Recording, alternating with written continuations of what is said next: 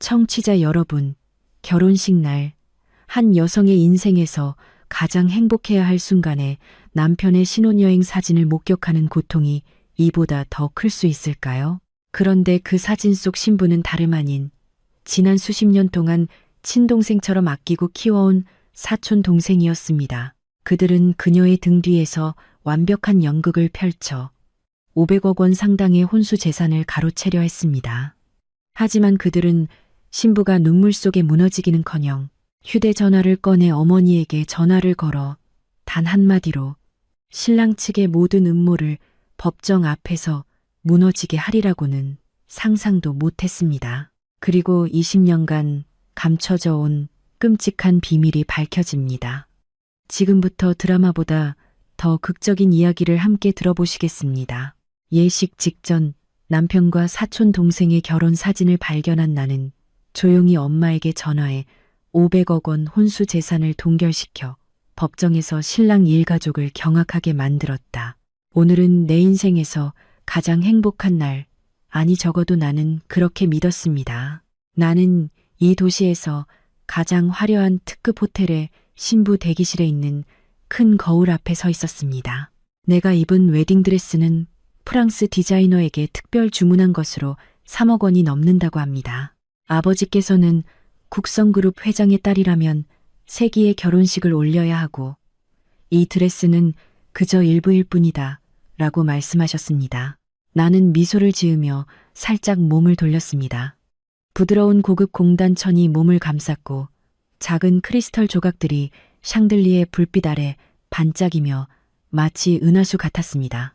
밖에서는 이미 잔잔한 음악이 흐르기 시작했습니다.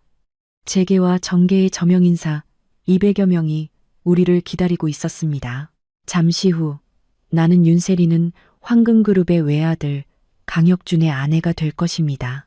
문벌 좋은 집안 간의 결혼, 3년 동안 이어진 아름다운 사랑, 누가 보아도 부러워할 만한 만남이었습니다. 세린 언니 너무 예뻐요. 꼭 공주님 같아요. 맑고 익숙한 목소리가 들려왔습니다. 내가 가장 아끼는 사촌 동생 유리였습니다.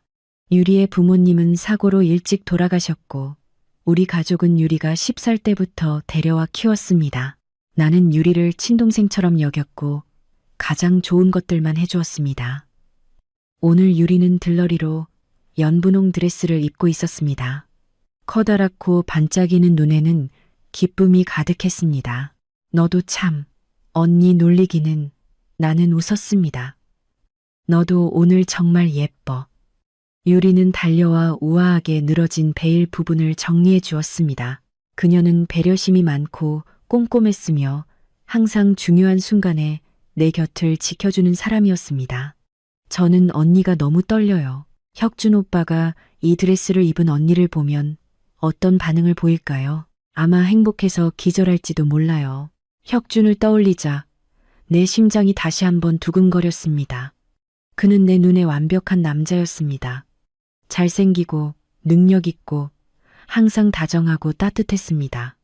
3년 동안 연애하면서 그는 나에게 단 한 번도 소리를 지른 적이 없었습니다. 그의 가족들도 나를 매우 아껴주셨고 특히 그의 어머니는 늘 내 손을 잡고 세린 씨 같은 며느리를 얻은 것은 우리 강씨 집안의 큰 복이다라고 말씀하시곤 했습니다. 모든 것이 너무나 만족스럽고 완벽해서 마치 꿈을 꾸는 것 같은 기분이었습니다. 세린 회장님, 이제 곧 시간입니다. 행사 담당 직원이 문을 두드리며 알려왔습니다. 알겠습니다. 내가 대답했습니다. 유리는 내 손을 잡으며 격려했습니다. 저는 밖에 나가서 상황 좀 살펴볼게요. 언니는 심호흡하세요. 유리가 나가자 방은 갑자기 낯설 만큼 조용해졌습니다. 나는 소파에 앉아 요동치는 심장 박동을 진정시키려 노력했습니다. 습관처럼 휴대전화를 들고 시간을 때우기 위해 소셜미디어를 스크롤했습니다. 그리고 바로 그때 나는 그것을 보았습니다. 프랑스에서 유학 중인 내 친한 친구가 지난 주말 여행 사진 몇 장을 올린 것입니다. 나는 파리의 화려한 풍경들을 보며 미소를 지으며 스크롤했지만 한 사진에 이르자 내 입가에 미소가 굳어버렸습니다. 에펠탑 아래에서 찍힌 사진이었습니다. 사진 속에는 웨딩 수트를 입은 남자가 순백의 웨딩드레스를 입은 여자의 허리를 안고 있었습니다. 그들은 서로를 바라보며 웃었고 그들의 눈빛에는 사랑이 가득했습니다. 그 남자는 다름 아닌 내 약혼자 혁준이었습니다. 그리고 그 여자, 달콤한 미소와 익숙한 보조개를 가진 그 여자는 바로 유리였습니다. 휴대전화는 손에서 떨어질 뻔했고 귀는 멍해졌으며 온몸은 차가워졌습니다. 나는 눈을 비비고 사진을 확대했습니다. 틀림없었습니다. 바로 그들이었습니다. 내 친구가 올린 글에는 산책하다가 우연히 찍은 너무 아름다운 한국인 신랑 신부 커플. 두 분 오래오래 행복하세요 라고 적혀 있었습니다. 오래오래 행복하세요. 내 머릿속은 혼란스러웠습니다. 나는 떨리는 손으로 게시 날짜를 확인했습니다. 일주일 전 혁준이 지사의 문제 해결을 위해 급하게 싱가포르로 출장 가야 한다고 말했던 바로 그 주였습니다. 그리고 유리가 아픈 외할머니를 간호하기 위해 달라 시골로 내려간다고 나에게 허락을 구했던 바로 그 주였습니다. 그들은 함께 파리에 갔고 함께 웨딩드레스를 입었고 함께 오직 나만이 가질 권리가 있는 다정한 사진들을 찍었습니다. 목이 메어왔습니다. 부모님이 강씨 집안에 주려고 준비한 500억 원의 혼수, 두 그룹 간의 전략적 제휴, 혁준의 모든 달콤한 사랑의 말, 유리의 모든 관심과 보살핌. 이 모든 것이 내 머릿속에서 비극적인 영화처럼 스쳐 지나갔습니다. 내 행복은 잔인한 거짓말 위에 세워졌던 것입니다. 그리고 이 결혼식, 모두가 꿈꾸던 이 세기의 결혼식은 처음부터 연극이었습니다. 나를, 그리고 우리 가족 전체를 속이기 위해 꾸며진 완벽한 연극이었습니다. 누군가의 발소리가 가까워지는 것이 들렸습니다. 아마도 유리가 돌아온 것 같았습니다. 나는 서둘러 휴대전화 화면을 끄고 깊이 숨을 들이마시며 가슴 속에서 휘몰아치는 격렬한 파도를 억누르려 했습니다. 신부 대기실 문이 조용히 열렸지만 들어온 사람은 유리가 아니라 어머니 김미나 여사였습니다. 어머니는 고급스러운 옥색 비단 한복을 입고 계셨습니다. 내 안색을 보시더니 어머니는 멈칫하며 눈썹을 살짝 찌푸리셨습니다. 세리나, 무슨 일이니? 얼굴이 왜 이렇게 창백하니? 나는 억지로 미소를 지으려 했지만 아마 우는 것보다 더 끔찍했을 것입니다. 아무것도 아니에요. 엄마, 그냥 좀 떨려서요. 어머니는 예리한 여성이셨고 내 말을 쉽게 믿지 않으셨습니다. 어머니는 가까이 다가와 내 옆에 앉으셨고 눈빛에는 걱정이 가득했습니다. 엄마 딸인데 엄마가 널 모를까봐. 무슨 일이 있었니? 엄마한테 말해봐. 어머니의 따뜻한 눈빛을 보자 내가 필사적으로 세우려 했던 방어벽이 순식간에 무너질 것 같았습니다. 하지만 안 됩니다. 나는 울 수 없습니다. 적어도 지금은 안 됩니다. 울음은 약자에게나 허락되는 것이고 이 게임에서 나는 패배를 용납할 수 없었습니다. 엄마, 저 믿으시죠? 나는 목이 쉰 채 물었습니다. 이 바보 같은 애, 당연히 엄마는 널 믿지. 그럼 제 말을 들어주세요. 나는 또렷하게 말했습니다. 자세한 이야기는 나중에 설명할게요. 지금 엄마의 도움이 필요해요. 나는 휴대전화를 들어 혁준과 유리의 사진을 다시 열어 어머니께 보여드렸습니다. 어머니는 화면을 찡그리며 보셨고 단 몇 초 만에 어머니의 표정은 놀라움에서 충격으로 그리고 얼음처럼 차갑게 변했습니다. 어머니는 아무 말씀 없이 나를 올려다보셨고 그 눈빛에는 분노와 고통이 번뜩였습니다. 알았어. 엄마는 이해하셨어. 우리 가족은 항상 서로를 무조건적으로 믿는다는 원칙을 가지고 있었고 나는 지금 그 믿음이 필요했습니다. 내 마음은 산산조각 났지만 이성은 나에게 반박할 수 없는 증거를 가지라고 명령했습니다. 나는 그룹의 보안실장에게 짧은 문자를 보냈습니다. 20년 넘게 아버지를 위해 일해온 믿음직한 삼촌이었습니다. 흥식 아저씨, 강혁준과 한유리의 지난주 국제선 항공 일정을 급히 확인해 주세요. 단 3분 후 내 휴대전화가 울렸습니다. PDF 파일이 도착했습니다. 국적항공사의 서울 파리 왕복 항공 일정, 승객 이름 강혁준과 한유리, 출발일과 귀국일은 혁준의 출장과 유리의 귀향 기간과 정확히 일치했습니다. 모든 것이 너무나 명확했습니다. 가슴속의 고통이 날카롭게 느껴졌지만 그보다 더 강렬한 냉기가 내 몸 전체로 퍼져나갔습니다. 그것은 분노였습니다. 그들은 사랑과 가족의 정을 배신했을 뿐만 아니라 우리 가족의 피와 땀이 담긴 막대한 재산을 차지하려 음모를 꾸미고 있었습니다. 500억 원의 혼수 재산, 그것이 바로 그들의 목표였습니다. 나는 벌떡 일어나 방의 한쪽 구석, 아무도 들을 수 없는 곳으로 걸어갔습니다. 나는 어머니의 번호를 눌렀습니다. 벨이 한 번 울리자마자 어머니께서 전화를 받으셨습니다. 세리나, 어머니의 목소리는 여전히 떨리고 있었습니다. 나는 깊이 숨을 들이마셨고 내 목소리는 5분 전의 나와는 달리 침착하면서도 단호하게 나왔습니다. 엄마, 접니다, 세린이요. 듣고 있단다, 애야. 제 말 들으세요. 아무것도 묻지 마세요. 나는 강조했습니다. 엄마, 지금 당장 제 명의로 된 모든 계좌를 동결시켜 주세요. 황금그룹으로 송금될 예정인 500억 원의 혼수 자금도 포함해서요. 단 한 푼도 송금되어서는 안 됩니다. 즉시요. 전화기 너머는 몇 초 동안 침묵했습니다. 나는 어머니가 충격받았다는 것을 알았지만 어머니가 내 말을 따르리라는 것도 알고 있었습니다. 알았다. 지금 바로 은행장과 변호사에게 전화할게. 넌 걱정하지 마. 어머니의 목소리는 평소의 단호함을 되찾았습니다. 고맙습니다. 엄마, 나는 전화를 끊었습니다. 이상하게도 안도감이 나를 감쌌습니다. 적어도 우리 가족의 재산은 안전해졌습니다. 이제 나 자신을 위한 정의를 되찾을 시간입니다. 나는 거울 속에 비친 나를 다시 보았습니다. 여전히 화려하고 아름다운 신부였습니다. 하지만 내 눈빛은 달라져 있었습니다. 더 이상 순수하고 몽환적인 모습은 없고 그 대신 차가움과 단호함이 자리 잡고 있었습니다. 그들은 내 가장 행복한 날을 희극으로 만들었습니다. 그렇다면 나는 이 희극을 나만의 무대로 만들 것입니다. 바로 그때 유리가 들어왔습니다. 여전히 밝은 미소를 띠고 있었습니다. 세린 언니, 다 준비됐어요. 혁준 오빠가 밖에서 언니를 기다리고 있어요. 오빠가 언니가 세상에서 제일 예쁘다고 하네요. 나는 유리의 눈을 똑바로 바라보았습니다. 내가 한때 가장 순수하고 진실하다고 믿었던 눈이었습니다. 나는 살짝 미소를 지었습니다. 그래, 그럼 그를 오래 기다리게 하지 말자.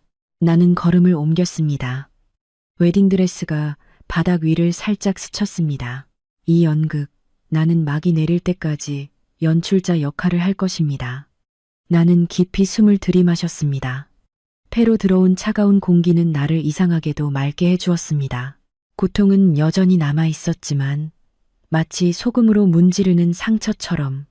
하지만 지금은 이성과 분노에 의해 가장 밑바닥으로 억눌려 있었습니다. 나는 유리를 보았습니다. 내가 온 마음을 다해 사랑했던 사촌 동생, 그리고 살짝 미소를 지었습니다. 아마 나조차도 이 미소가 얼마나 차가운지 몰랐을 것입니다. 가자, 유리야. 모두를 기다리게 하지 말자. 나는 유리의 팔을 잡고 대기실을 나섰습니다. 긴 복도에는 고급스러운 빨간 카펫이 깔려 있었고 양옆에는 달랏에서 공수해온 싱싱한 꽃다발들이 있었습니다. 모든 것이 완벽했습니다. 단지 사람의 마음만이 썩어 문드러졌을 뿐입니다. 몇 걸음 걷다가 나는 앞쪽 모퉁이에서 혁준과 그의 친한 친구가 이야기하는 소리를 들었습니다. 나는 유리에게 멈추라는 신호를 보냈습니다. 너 정말 괜찮겠어, 혁준아? 친구가 걱정스럽게 물었습니다. 이 일이 터지면 아내를 잃는 것뿐만 아니라 사업까지 망할 수 있어. 너무 앞서 나가지 마. 혁준의 목소리는 자신감에 차 있었습니다. 세린이는 날 정신없이 사랑해. 날 무조건 믿지. 유리도 마찬가지야. 친동생처럼 믿어. 오늘만 잘 마무리하고 500억이 계좌로 들어오고 계약만 체결되면 그때는 모든 게 끝난 거야. 알아도 아무것도 못해. 나는 조용히 휴대전화의 녹음 기능을 켜고 웨딩 부케 뒤에 숨겼습니다. 내 심장은 이미 굳어졌고 더 이상 아픔을 느끼지 못했습니다. 단지 역겨움만 느껴질 뿐이었습니다. 우리가 밖으로 나오자 혁주는 돌아섰고 나를 보자 그의 눈이 빛났습니다. 그는 다가와 내 손을 잡았고 목소리는 귀에 속삭이는 꿀처럼 다정했습니다. 너무 아름다워, 세리나. 오늘 넌 세상에서 가장 아름다운 신부야. 나는 그의 눈을 똑바로 바라보았습니다. 한때 나를 매료시켰던 그 눈빛은 이제 위선으로 가득 차 있었습니다. 나는 미소로 답했습니다. 고마워요, 오빠. 오빠도 정말 멋져요. 나의 아버지, 윤태호 회장이 이미 기다리고 계셨습니다. 아버지는 내 손을 혁준에게 넘겨주셨고 그의 눈빛에는 신뢰가 가득했으며 당부하셨습니다. 혁준, 내가 가장 소중한 딸을 자네에게 맡기네. 사랑하고 보호해주게. 염려하지 마십시오, 아버님. 혁준은 머리를 숙이며 효심 깊은 사위 역할을 완벽하게 해냈습니다. 우리는 열렬한 박수 소리 속에서 함께 예식장으로 들어섰습니다. 수백 개의 시선이 우리에게 쏠렸습니다. 부러움도 있었고 질투도 있었습니다. 나는 주위를 한 바퀴 둘러보았습니다. 혁준의 부모님, 강준모 회장과 한행복 여사는 앞줄에 앉아 환한 얼굴로 나를 마치 움직이는 금광처럼 바라보고 있었습니다. 유리는 재빨리 들러리 위치로 돌아가 눈물 그렁그렁한 눈으로 완벽하게 감동적인 장면을 연출하고 있었습니다. 잔잔한 배경음악이 흐르고 사회자는 화려한 축사로 예식을 시작했습니다. 모든 것이 각본대로 진행되었습니다. 세기의 사기 결혼을 위한 완벽한 각본이었습니다. 그리고 지금 사회자의 목소리가 울려 퍼졌습니다. 신랑 강혁준 씨는 신부에게 서약을 해주시길 바랍니다. 혁준은 마이크를 잡고 나를 바라보았습니다. 그 눈빛은 너무나 애틋해서 나 자신조차 소름이 끼칠 정도였습니다. 사랑하는 세리나, 널 처음 만난 순간부터 네가 내 운명이라는 것을 알았어. 지난 3년 동안 너와 함께한 매일이 행복이었어. 오늘 이 자리에서 모든 분들의 축복 속에 맹세해. 앞으로 부유하든 가난하든 건강하든 병들든 나는 평생 내 곁에서 널 사랑하고 지켜줄 거야. 아래쪽에서는 몇몇 여성 하객들이 훌쩍이기 시작했습니다. 너무나 훌륭한 연기였습니다. 박수 소리가 울려 퍼졌고 사회자는 나에게로 몸을 돌렸습니다. 이제 신부 윤세린 씨, 남편에게 하고 싶은 말이 있으신가요?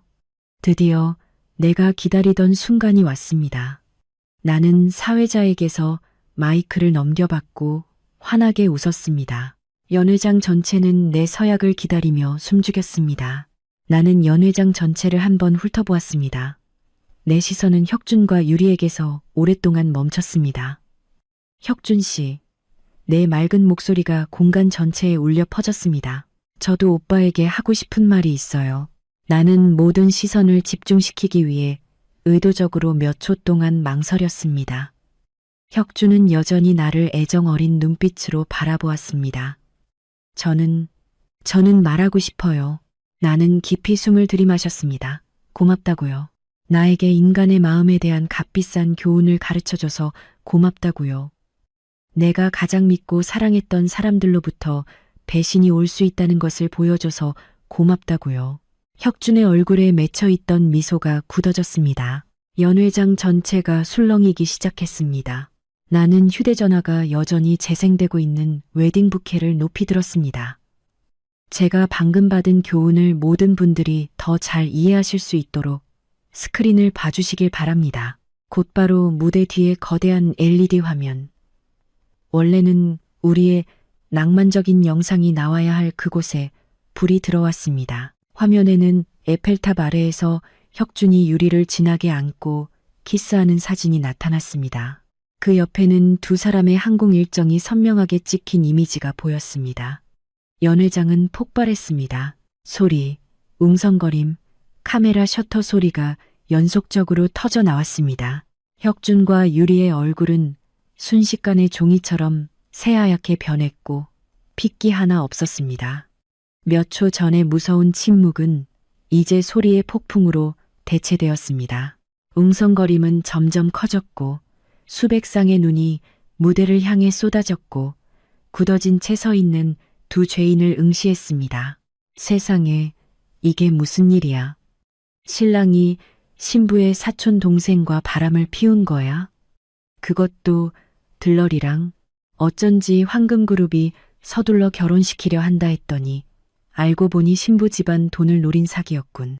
혁준이 가장 먼저 정신을 차렸습니다. 그는 더듬거리며 내 손에서 마이크를 낚아채려 했습니다. 모두 진정해 주세요. 이건 그냥 오해입니다. 저 사진은 합성입니다. 맞습니다. 합성이에요. 너무나 서툰 변명이었습니다. 나는 비웃으며 마이크를 단단히 잡았습니다. 합성이라고요? 그럼 항공 일정은요? 혁준 씨? 설마 출입국 관리국도 누군가와 결탁해서 두 사람의 항공 일정을 조작했다는 말씀이신가요? 나는 무대 구석에서 떨고 있는 유리에게 몸을 돌렸습니다. 유리는 눈물을 글썽이며 버려진 고양이처럼 애처로운 목소리로 훌쩍였습니다. 세린 언니, 죄송해요. 저랑 혁준 오빠는 그냥 함께 여행 간 친구 사이일 뿐이에요. 저희 아무 관계 아니에요. 친구 사이. 나는 눈썹을 치켜 올렸습니다. 친구 사이끼리 웨딩드레스를 입고 다정한 사진을 찍나요? 친구 사이끼리 내 등 뒤에서 몰래 만나 나를 번번이 속였나요? 여기 계신 모든 분들을 어린애로 보시나요? 그들의 거짓말은 내 안의 분노를 더욱 폭발시켰습니다. 나는 마지막 카드를 꺼내기로 결정했습니다. 그리고 만약 이 모든 것이 오해라고 생각하시는 분이 있다면 저는 스피커 쪽으로 마이크를 향하고 크게 말했습니다. 이 녹음 파일을 들어보시죠. 나는 재생 버튼을 눌렀습니다. 혁준의 목소리가 자신감과 경멸이 가득한 채 선명하게 울려 퍼졌습니다. 세린이는 날 정신없이 사랑해. 날 무조건 믿지. 유리도 마찬가지야.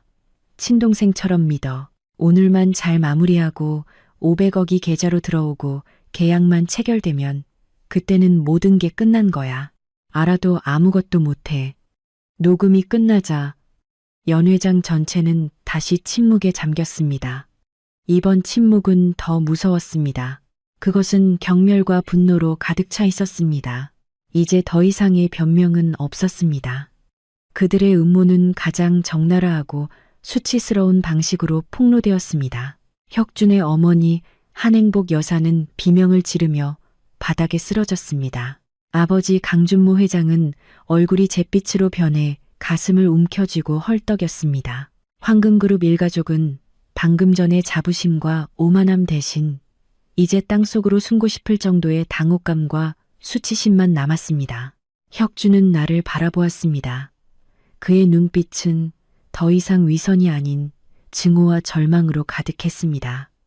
그는 벽에 몰린 짐승처럼 나에게 달려들었습니다. 윤세린, 네가 감히. 하지만 우리 가족의 경호팀이 제때 도착해 그를 막았습니다. 나는 그의 눈을 똑바로 바라보았습니다. 목소리는 얼음처럼 차가웠습니다. 내가 감히 못할 건 없어.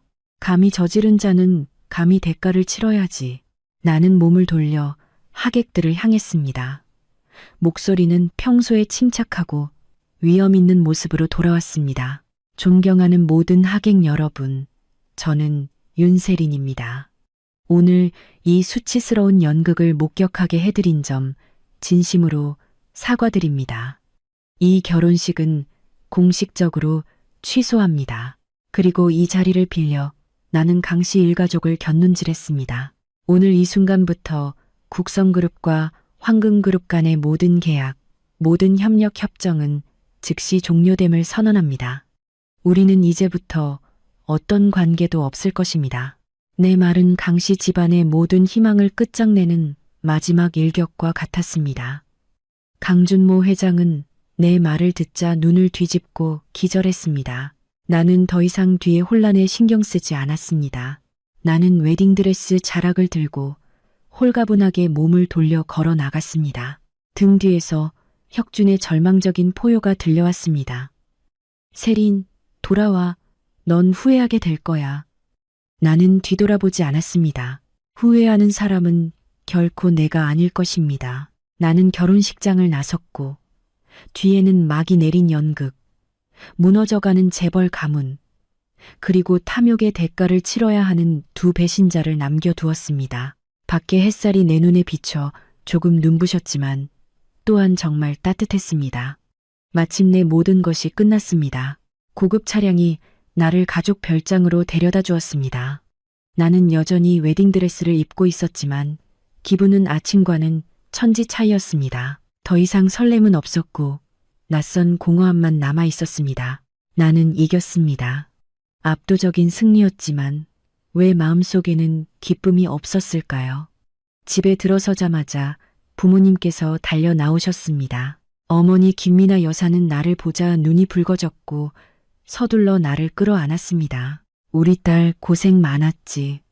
그 말이 떨어지기가 무섭게 내가 몇 시간 동안 필사적으로 세우려 했던 강인한 벽이 무너졌습니다. 나는 아이처럼 어머니 품에서 흐느껴 울었습니다. 상처와 실망, 그리고 3년간 짓밟힌 감정의 눈물이 쉼없이 쏟아져 나왔습니다. 나는 나의 순진함에 잘못된 곳에 두었던 믿음에 울었습니다. 아버지 윤태호 회장은 옆에 서서 그의 크고 따뜻한 손으로 내 등을 부드럽게 쓰다듬었습니다. 울어라 딸아, 실컷 울고 나면 모든 것이 지나갈 거야. 엄마 아빠가 여기 있단다. 아무도 널 해칠 수 없어. 우리는 모두 거실에 앉았고 나는 진정된 후 부모님께 모든 상황을 설명해 드렸습니다. 사진을 발견한 순간부터 그들을 폭로하기로 결정한 순간까지. 이야기를 들은 아버지는 주먹으로 테이블을 강하게 내리치셨고 얼굴에는 분노가 가득했습니다. 이런 젠장, 강씨 집안 녀석들이 감히 윤태호의 딸에게 사기극을 벌이다니 국성그룹이 만만해 보였나. 어머니는 안타까워하며 말씀하셨습니다. 우리 딸이 얼마나 큰 충격을 받았을까. 괜찮아요, 엄마. 평생 속고 사는 것보다 이렇게 한 번 아픈 게 나아요. 제때 발견해서 다행이에요. 내 예상대로 결혼식 뉴스는 소셜미디어와 뉴스 사이트에서 대지진이 되었습니다. 아버지의 비서는 끊임없이 상황을 업데이트했습니다. 황금그룹의 주가는 오후 거래에서 즉시 폭락하여 30% 이상 가치가 떨어졌습니다. 수많은 협력사들이 계약 해지를 요구하며 전화를 걸기 시작했습니다. 견고해 보였던 제국이 하루 만에 무너질 위기에 처한 것입니다. 자극적인 헤드라인들이 도처에 나타났습니다. 세기의 결혼식에서 펼쳐진 놀라운 반전, 황금그룹 후계자, 500억 원 사기 음모 폭로되다. 사촌 동생이 연루된 충격적인 배신극. 나와 혁준, 유리의 이름은 가장 많이 검색되는 키워드가 되었습니다. 나는 댓글들을 대충 훑어보았고 대부분의 사람들은 나의 편에 서서 혁준과 유리의 비열한 행동을 비난했습니다. 내 마음은 어느 정도 위로를 받았습니다. 그날 저녁, 나는 뜨거운 물에 몸을 담그고 오늘의 모든 피로와 더러운 기억들을 씻어내려 노력했습니다. 부드러운 실크 잠옷을 입고 욕실을 나왔을 때 나는 다시 태어난 것 같은 기분이었습니다. 이전에 나는 순진하고 전심으로 사랑하고 절대적으로 믿었던 그 여자는 오늘 예식장에서 죽었습니다. 나는 거울 앞에 서서 그 안에 비친 나를 바라보았습니다. 여전히 같은 얼굴이었지만 눈빛은 예전과 달랐습니다. 더 이상 막지 않고 깊은 심연, 굳건함, 그리고 약간의 냉기가 있었습니다. 이 사건은 나에게 많은 것을 빼앗았지만 또한 값진 교훈을 주었습니다. 생각에 잠겨 있을 때 갑자기 대문벨이 요란하게 울려 집의 드문 정적을 깼습니다. 나는 보안 화면을 통해 익숙한 그림자를 보았습니다.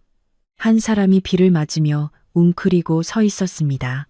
밖에는 갑작스러운 여름 소나기가 거세게 쏟아져 도시의 모든 먼지를 씻어내려는 듯 했습니다. 나는 화면을 통해 유리를 보았습니다. 그녀는 그곳에 서 있었고 얇은 들러리 드레스는 비에 흠뻑 젖어 몸에 달라붙어 있었으며 매우 비참해 보였습니다. 제가 나가서 걔를 만날게요. 나는 부모님께 침착하게 말했습니다. 왜 굳이 만나니? 집에 들이지 마. 집만 더러워져. 어머니는 불쾌감을 드러내셨습니다. 걱정 마세요, 엄마. 들여보내지 않을 거예요. 하지만 몇 가지 정리하고 싶은 이야기가 있어요. 나는 우산을 들고 밖으로 나섰습니다. 처마 밑으로 떨어지는 빗소리는 다른 모든 소리를 덮었습니다.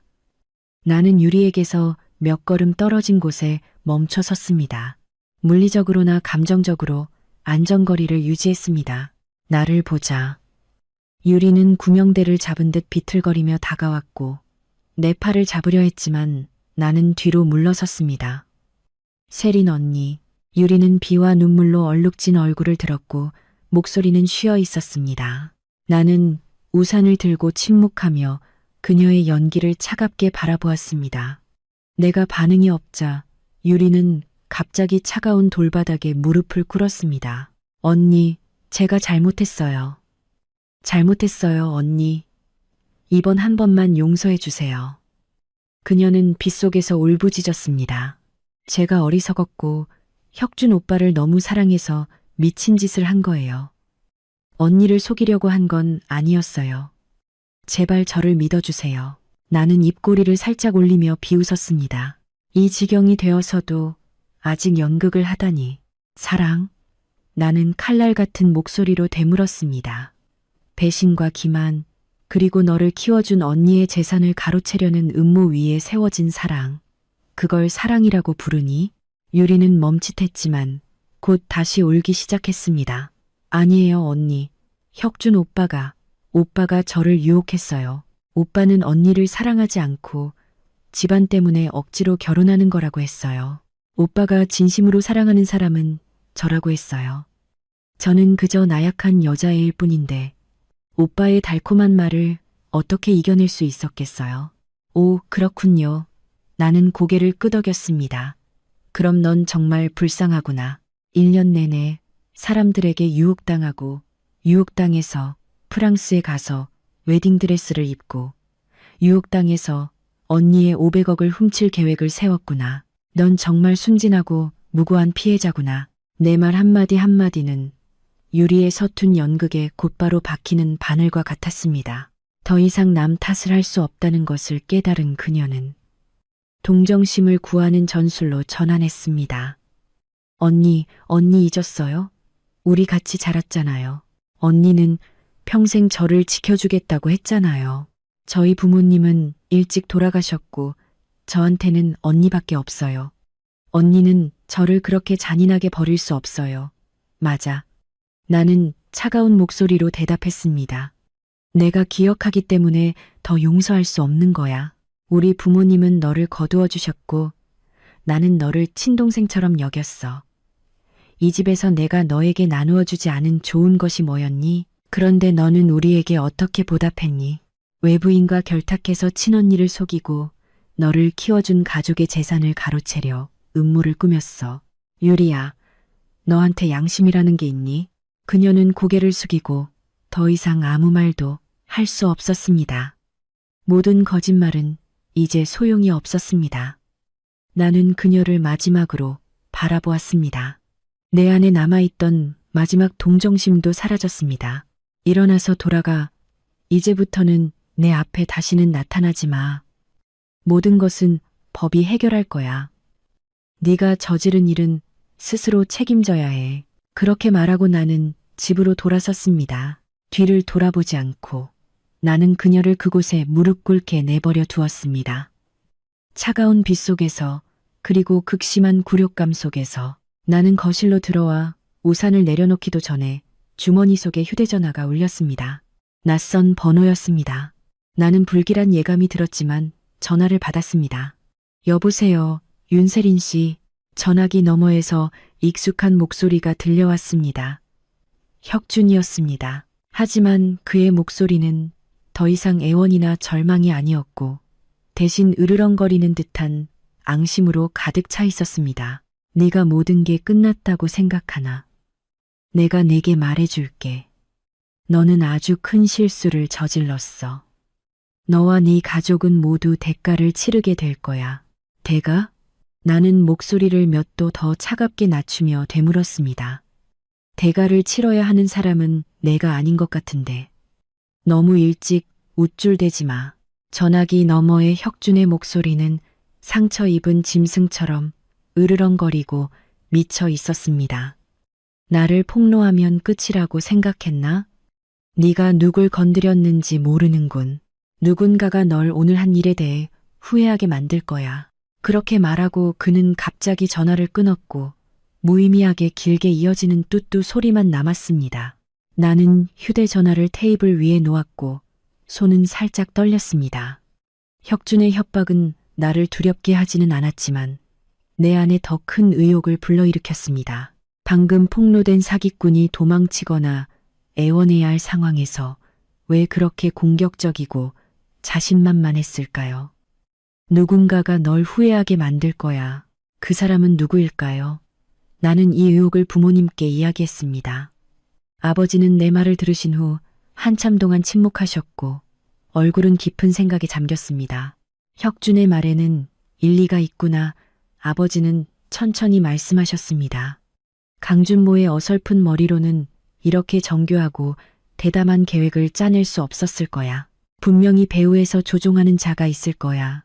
엄마는 걱정하셨습니다. 당신 말은 누군가가 우리 가족을 노리고 있다는 뜻이에요? 그럴 가능성이 매우 높지. 아버지는 고개를 끄덕이셨습니다. 이 500억 사기는 더 큰 계획의 일부일 수 있어. 아버지의 말은 내 등골을 오싹하게 했습니다. 처음에는 이것이 강씨 일가족의 탐욕으로 인한 단순한 사기극이라고 생각했습니다. 하지만 정말로 다른 세력이 배후에 있다면 그들의 목적은 무엇일까요? 그리고 왜 하필 우리 가족을 선택했을까요? 그 후 며칠 동안 황금그룹에 대한 정보는 계속 업데이트되었습니다. 예상대로 그들은 전례 없는 위기에 처해 있었습니다. 은행들은 동시에 대출금을 조기 상환하라고 요구했고 공급업체들은 협력을 중단했으며 수많은 프로젝트들이 중단되었고 그들의 주식은 이제 휴지 조각과 다름없었습니다. 황금그룹의 몰락은 시간 문제였습니다. 혁준의 절망은 이해할 만했지만 그의 협박에 담긴 자신감은 어디서 온 것일까요? 그날 밤 나는 잠을 이루지 못하고 뒤척였습니다. 나는 아버지의 말, 더 큰 계획에 대해 계속 생각했습니다. 목표가 500억 원만이 아니라면 무엇일까요? 나는 벌떡 일어나 창가로 걸어갔습니다. 달빛 아래 고요한 정원을 바라보았습니다. 그리고 그때 내 머릿속에 번개가 번쩍였습니다. 결혼. 나와 혁준의 결혼은 단순한 감정 문제가 아니었습니다. 그것은 법적 연결이었습니다. 결혼식이 성공적으로 이루어졌다면 나와 그는 법적으로 부부가 되었을 것입니다. 법에 따르면 배우자는 서로의 재산을 상속받을 권리가 있습니다. 국성그룹은 부모님의 평생의 노력의 결실이며 나는 유일한 상속자입니다. 만약 내가 결혼 후에 어떤 불행한 일을 겪는다면 혁준은 남편으로서 권리를 가질 것입니다. 나는 더 이상 생각할 엄두가 나지 않아 몸서리쳤습니다. 이 계획은 내가 생각했던 것보다 훨씬 더 사악하고 간계했습니다. 이 결혼은 트로이 목마였습니다. 그들은 혁준을 우리 가족 안으로 그룹 내부로 들여보내서 서서히 파괴하고 모든 것을 차지하려 했던 것입니다. 배신당한 감정의 고통은 이제 실제적인 공포로 바뀌었습니다. 나의 적은 단순히 바람둥이 남자나 배은망덕한 사촌 동생이 아니었습니다. 그것은 비열하고 수단과 방법을 가리지 않는 미제의 세력이었습니다. 나는 더 이상 가만히 앉아서 기다릴 수 없었습니다. 행동해야 했습니다. 나는 침대로 돌아가 휴대전화를 들었고 내 손가락은 빠르게 전화번호부를 훑어 내려갔습니다. 한 이름 앞에서 멈췄습니다. 탐정 박 실장. 그는 도시에서 가장 신뢰받는 사립 탐정회사로 재계 인사들의 복잡한 사건을 전문적으로 처리하는 곳이었습니다. 나는 통화 버튼을 눌렀습니다. 여보세요, 박 실장님. 저는 국성 윤 회장님의 딸 세린입니다. 도와주셔야 할 일이 있습니다. 나는 혁준의 배후에 있는 사람이 누구인지, 그리고 그들의 진정한 목적이 무엇인지 알아야 했습니다. 이 게임은 이제 막 시작된 것이었습니다. 며칠 후 나는 평범한 일상으로 돌아가려 노력했습니다. 매일 회사에 출근하여 아버지와 함께 일했고 배우면서 동시에 그룹의 모든 활동을 스스로 검토했습니다. 최근의 사건은 내가 얼마나 무심하고 안일했는지 깨닫게 해주었습니다. 이제 나는 모든 계약, 모든 협력사를 그 어느 때보다 신중하게 검토했습니다. 회사에 출근한 나의 모습은 많은 직원들을 놀라게 했지만 또한 새로운 활력을 불어넣었습니다. 그들은 내가 시련 앞에서 무너지지 않고 오히려 더 강하고 단호해졌다는 것을 보았습니다. 그것은 국성그룹의 견고함에 대한 그들의 믿음을 더욱 굳건하게 만들었습니다. 어느 날 오후 내가 분기별 보고서를 검토하고 있을 때 박 실장님에게서 전화가 걸려왔습니다. 세린 회장님, 초기 정보가 있습니다. 내 심장은 한 박자 빠르게 뛰었습니다. 듣고 있습니다. 실장님. 첫째, 사촌 동생 유리 씨에 대해 말씀드리겠습니다. 6개월 전부터 그녀는 업계에서 꽤 유명하지만 평판이 좋지 않은 한 변호사를 여러 번 만났습니다.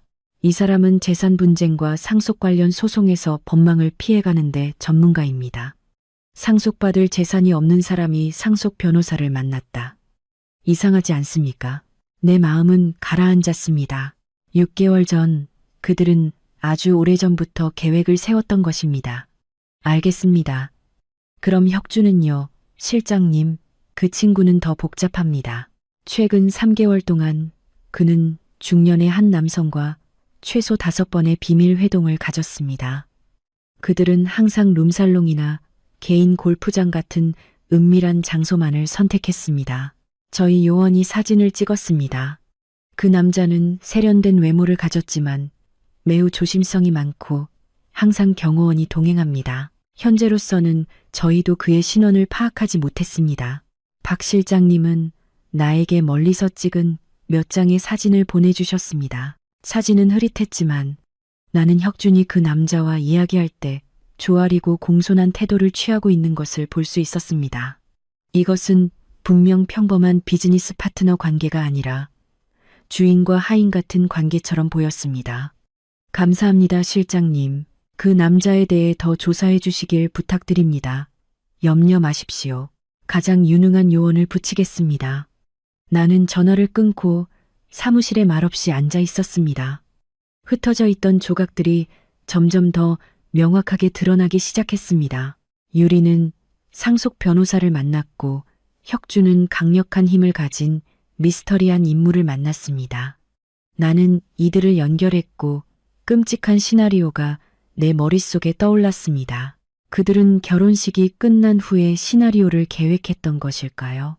내가 더 이상 존재하지 않는 시나리오. 그리고 혁준은 그 변호사의 조언에 따라 당당하게 상속권을 행사할 것입니다. 그렇다면 그 미스터리한 남자는 이 계획에서 어떤 역할을 하는 것일까요? 그가 계획을 세운 사람일까요? 아니면 단순히 재정적인 후원자일까요? 등골의 오한이 느껴졌습니다. 이 일은 더 이상 재산 사기가 아니었습니다. 이것은 나의 생명을 직접적으로 노린 계획적인 음모였습니다. 나는 이토록 죽음에 가까이 있었다는 것을 전혀 모르고 있었습니다. 내 안의 결의는 더욱 확고해졌습니다. 나는 단순히 정의를 되찾는 것을 넘어 이 악인들을 세상에 끌어내어 더 이상 누구도 해치지 못하게 해야 했습니다.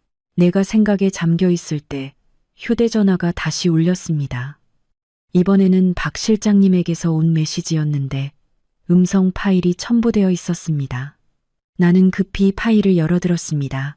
그것은 박 실장님의 요원들이 녹음한 혁준과 미스터리한 남자의 대화 녹음 파일이었습니다. 거리가 멀어 소리가 다소 잡음이 심했지만 그 남자의 한마디는 또렷하게 들렸습니다.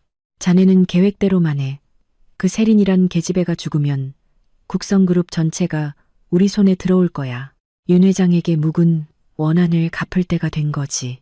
원금에 이자까지 모두 윤 회장과의 묵은 원한. 나는 깜짝 놀랐습니다.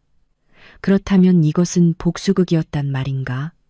바로 그때 사무실에 유선 전화가 울렸습니다. 내 비서였습니다. 사장님, 롱이라는 남자가 약속이 있다며 만나 뵙기를 원합니다. 롱? 내가 정신을 차리기도 전에 내 사무실 문이 벌컥 열렸습니다. 박 실장님의 사진 속 그 남자가 들어섰고 그 뒤에는 2명의 건장한 경호원이 따랐습니다. 그는 사교적인 미소를 지었지만 눈빛은 차가웠습니다. 안녕하세요, 윤세린 회장님. 우리는 할 이야기가 많을 것 같습니다. 롱이라는 남자의 갑작스러운 등장은 나를 약간 당황하게 했지만 나는 재빨리 평정심을 되찾았습니다. 나는 비서에게 나가라고 손짓한 후 그에게 앉으라고 권했습니다. 지난 며칠 동안 나는 이 대결을 위해 정신적으로 준비해 왔습니다. 안녕하세요, 롱 씨. 나는 전혀 동요하지 않는 목소리로 말했습니다. 우리가 약속했던 기억이 없는데요. 이제는 생겼죠. 그는 옅게 웃으며 자신감 넘치는 태도로 내 맞은편 의자에 앉았습니다. 나는 당신에게 제안을 하러 왔습니다. 동시에 살길을 알려주러 온 겁니다. 나는 눈썹을 치켜 올렸습니다. 살길이요? 지금 살길이 필요한 사람은 제가 아닌 것 같은데요. 어린 아가씨, 아직도 기세등등하군. 롱은 고개를 끄덕이며 날카로운 눈빛으로 나를 훑어보았습니다. 당신은 몇 가지를 알아냈을지 모르지만 내가 장담하는데 전부 다 알지는 못할 겁니다. 나와 당신 아버지 윤태호 회장과의 원한은 단순한 사업 실패 문제가 아닙니다. 나는 그가 계속 말하기를 침묵하며 기다렸습니다. 그가 말할 내용이 이 모든 음모의 열쇠라는 것을 알고 있었습니다. 20년 전 당신 아버지와 우리 아버지는 친구였고 함께 국성그룹을 설립했습니다. 하지만 윤태호는 탐욕 때문에 우리 아버지를 함정에 빠뜨려 모든 지분을 가로채고 우리 가족을 파산으로 몰아넣었습니다. 우리 아버지는 울분으로 병을 얻어 돌아가셨습니다. 우리 어머니는 나를 키우기 위해 고생하셨고요. 이 원한을 나는 20년 동안 뼛속 깊이 새겨왔습니다. 그의 이야기는 나를 충격에 빠뜨렸습니다. 나는 아버지에게서 이런 이야기를 들은 적이 없었습니다. 하지만 그의 증오에 찬 눈빛을 보니 그가 거짓말을 하고 있지 않다는 것을 알 수 있었습니다. 그래서 나는 천천히 말했습니다. 이 모든 것이 당신의 복수 계획이었다는 거군요. 맞아. 롱은 이를 갈았습니다. 나는 이날을 오랫동안 기다려왔지. 나는 원수의 딸이 호사스러운 환경 속에서 예쁘고 똑똑하게 자라는 것을 지켜봤지. 나는 무능하지만 탐욕스러운 강혁준을 선택해서 너에게 접근하는 도구로 삼았어. 그리고 어리석은 유리도 마찬가지야. 약간의 질투심을 부추기니 그녀는 친언니를 팔아넘길 준비가 되어 있었지. 나는 테이블 밑에서 주먹을 꽉 쥐었습니다. 당신의 계획은 무엇이었나요? 저와 결혼한 후에요. 롱은 섬뜩하게 웃었습니다. 그 후, 네가 강혁준의 아내가 된 후 불행한 교통사고가 발생했을 거야. 너는 떠나고 내 사랑하는 남편에게 모든 재산을 남겼겠지. 혁준은 너에게 상속받은 지분과 나의 지원을 합쳐 서서히 국성그룹 전체를 인수할 거야. 윤태호는 평생의 노력이 원수의 아들 손에 넘어가는 것을 두 눈 뜨고 지켜보며 남은 생을 고통과 후회 속에서 살아야 했을 거야. 그게 가장 달콤한 복수이지. 이 말을 듣자 나는 더 이상 참을 수 없었습니다. 극도의 역겨움과 분노가 치밀어 올랐습니다. 그의 계획은 내가 상상했던 것보다 훨씬 더 사악했습니다. 당신은 악마예요. 칭찬 고맙군. 그는 어깨를 으쓱했습니다. 사업에서 악마나 부처는 없어. 승자와 패자만 있을 뿐이지. 네, 아버지가 한 번 이겼으니 이제 내 차례야. 당신이 이길 거라고 확신하시나요? 나는 그의 눈을 똑바로 바라보았습니다. 물론이지. 이제 내 제안을 들어. 하나, 너는 순순히 운명을 받아들여. 그럼 내가 너에게 편안한 죽음을 줄게. 둘, 네가 저항한다면 나는 네 목숨뿐만 아니라 네 부모님도 편안하게 두지 않을 거야. 그의 협박은 나의 마지막 한계에 도달했습니다. 내가 두려워할 것 같나요? 나는 벌떡 일어섰습니다. 롱 씨, 당신은 한 가지 실수를 했어요. 당신은 나를 과소평가했고 법을 너무 우습게 봤어요. 법. 그는 소리내어 웃었습니다. 여기서는 내 돈이 곧 법이야. 그럼 진짜 법이 누구 편인지 봅시다.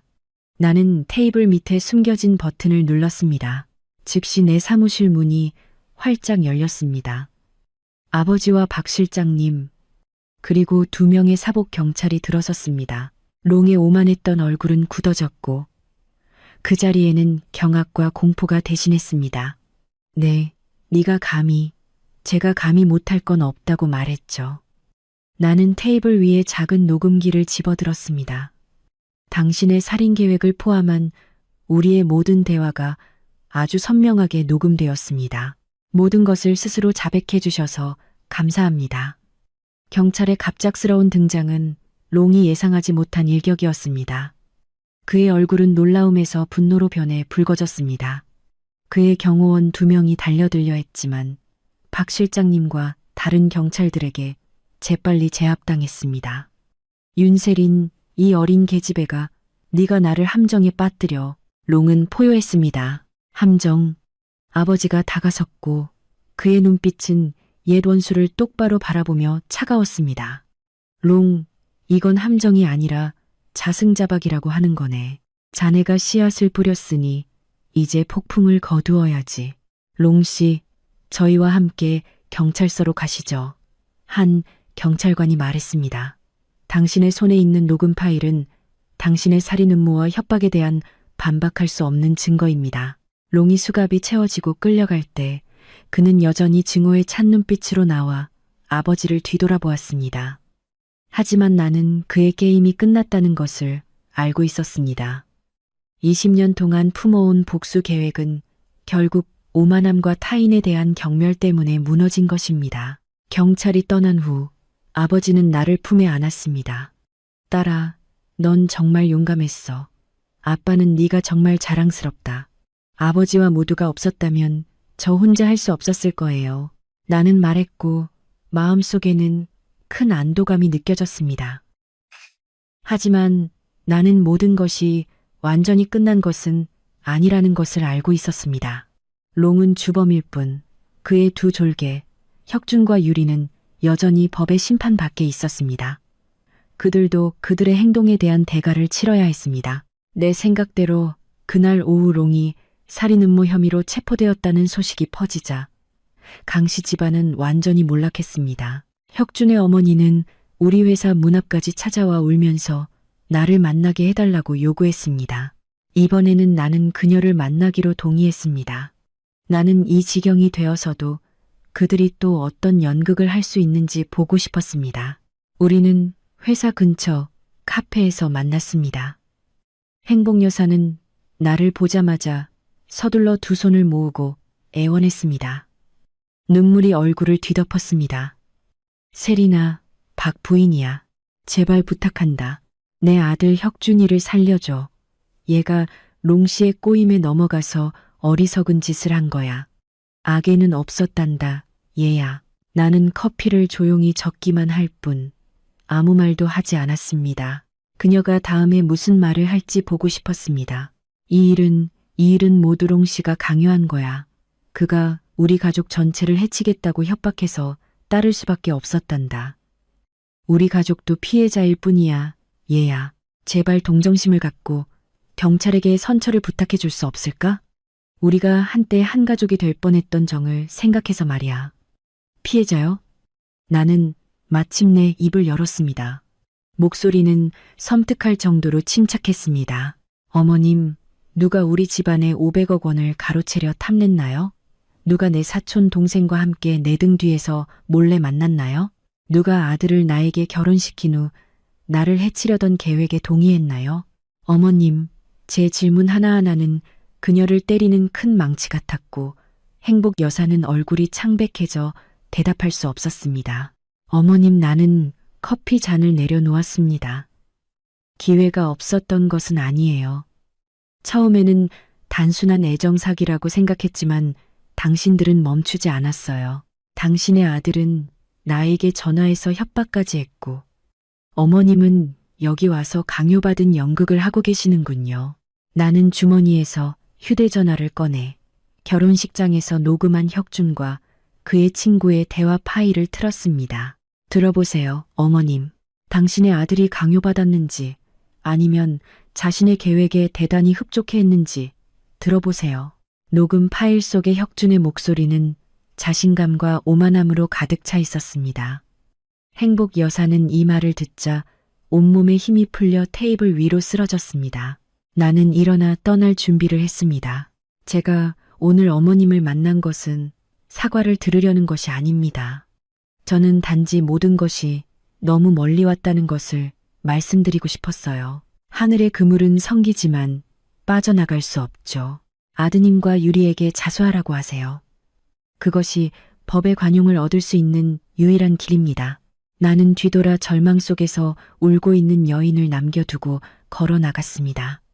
나는 통쾌함을 느끼지 않았고 단지 마음이 무거울 뿐이었습니다. 탐욕과 증오가 세 가족을 출구 없는 비극으로 몰아넣은 것입니다. 하지만 나는 내가 옳은 일을 했다는 것을 알고 있었고 나의 오늘의 결정이 유리에게 20년 동안 우리 가족 안에서 숨겨온 또 다른 끔찍한 진실을 열어줄 것이라고는 예상하지 못했습니다. 행복 여사와의 만남 후 나는 무거운 마음으로 집으로 돌아왔습니다. 나의 조언은 효과가 없었던 것 같습니다. 혁준과 유리는 궁지에 몰린 두 쥐처럼 도피를 선택했습니다. 경찰은 즉시 두 사람에게 사기 및 공갈 혐의로 체포영장을 발부했습니다. 법의 그물이 펼쳐졌고 그들이 체포되는 것은 시간 문제였습니다. 하지만 내 마음속에는 여전히 이름 모를 불안감이 남아 있었습니다. 혁준의 마지막 말, 롱의 복수 음모는 모두 숨겨진 더 끔찍한 진실을 암시하고 있었습니다. 특히 유리, 내가 친동생처럼 여겼던 사촌동생, 그녀의 배신은 단순한 탐욕이나 질투가 아니었습니다. 나는 깊은 증오를 느꼈고 그것은 내가 아직 이해할 수 없는 무언가였습니다. 나는 박 실장님에게 전화하기로 결정했습니다. 실장님, 유리에 대해 더 깊이 조사해 주시길 바랍니다. 지난 1년 동안의 그녀의 모든 활동, 아무리 작은 것이라도요.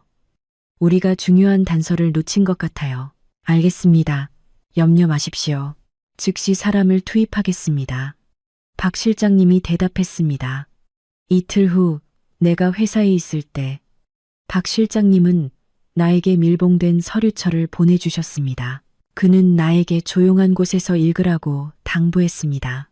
나는 불길한 예감이 들었습니다. 나는 개인 사무실로 들어가 문을 잠그고 떨리는 손으로 봉투를 열었습니다. 안에는 일반적인 추적 사진이나 보고서가 아니었습니다. 그것은 은밀하고 값비싼 개인 클리닉의 진료 기록 사본이었습니다. 환자 이름 한유리, 진료 목적 독성학 상담. 내 심장은 멈추는 듯했습니다.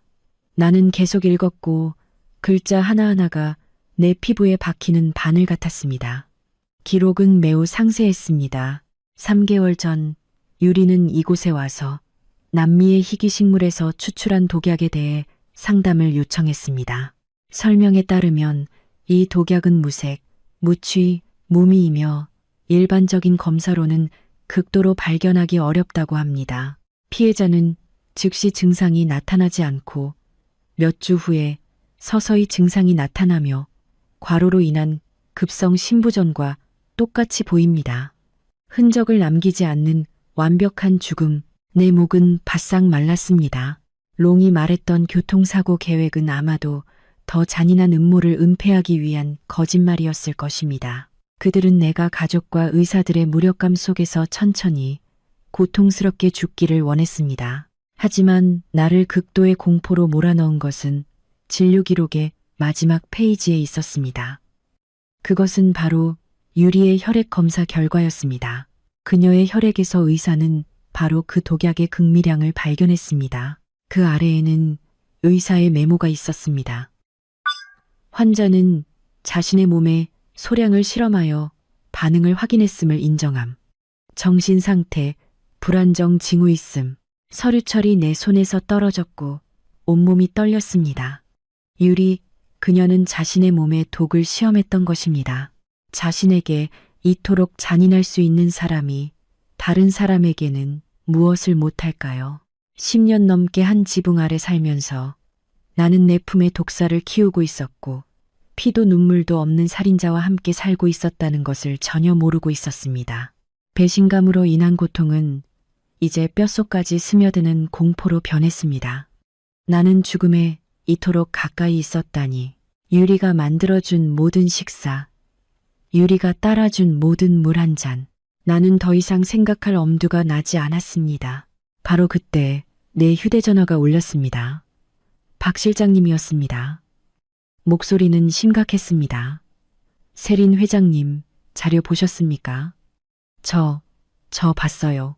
침착하세요. 할 이야기가 더 있습니다. 저희가 20년 전 유리 부모님 교통사고 기록을 다시 확인했습니다. 당신이 생각하는 것만큼 단순하지 않은 것 같습니다. 저희가 지금 사건 전체를 뒤엎고 있습니다. 전화를 끊고 나는 텅 빈 머리로 바닥에 주저앉았습니다. 이모부 이모의 사고, 우리 가족 전체가 언급하지 않으려 노력했던 비극. 그것에 또 다른 비밀이 숨겨져 있었던 것일까요? 이모부 이모의 사고에 더 많은 미스터리가 숨겨져 있다는 소식은 내 마음에 큰 충격을 주었지만 공포와 혼란은 곧 더 강한 의지로 잠재워졌습니다. 지금은 약해질 때가 아닙니다.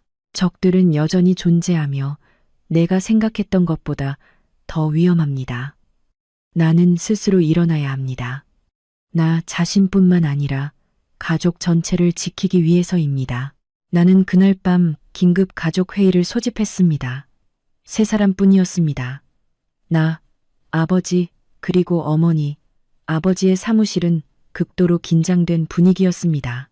나는 유리의 진료 기록부터 20년 전 사고에 대한 의혹까지 나의 모든 발견을 설명했습니다.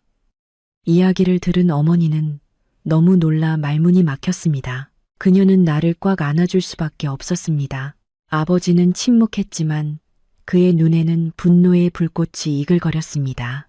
세상에, 유리 그 아이가 어떻게 그럴 수 있어? 어머니가 흐느꼈습니다. 진정해요, 여보. 아버지는 어머니의 손을 잡고 나를 돌아보셨습니다. 세리나, 아빠가 너무 안일했구나. 롱의 증오심과 유리의 사악함이 이 정도일 줄은 몰랐어. 이제 우리는 더 이상 양보할 수 없어. 저도 그렇게 생각해요. 나는 단호하게 대답했습니다. 우리는 그저 앉아서 방어하고 경찰을 기다릴 수만은 없어요. 우리는 선제적으로 행동해야 해요. 그들의 모든 자원과 희망을 파괴해야 합니다. 무슨 뜻이니? 아버지가 물으셨습니다. 황금그룹이요. 나는 눈을 빛내며 말했습니다. 그것은 무너지고 있어요. 파산해서 채권자들에게 뜯기게 놔두는 대신 우리가 인수하는 건 어떨까요? 아버지와 어머니는 나의 제안에 놀라셨습니다. 황금그룹을 인수한다고? 왜? 지금은 그저 빈 껍데기일 뿐인데 이익을 위해서가 아니라 통제를 위해서예요. 나는 설명했습니다. 우리가 황금그룹을 인수하는 것은 혁준의 도주로를 완전히 차단하는 거예요.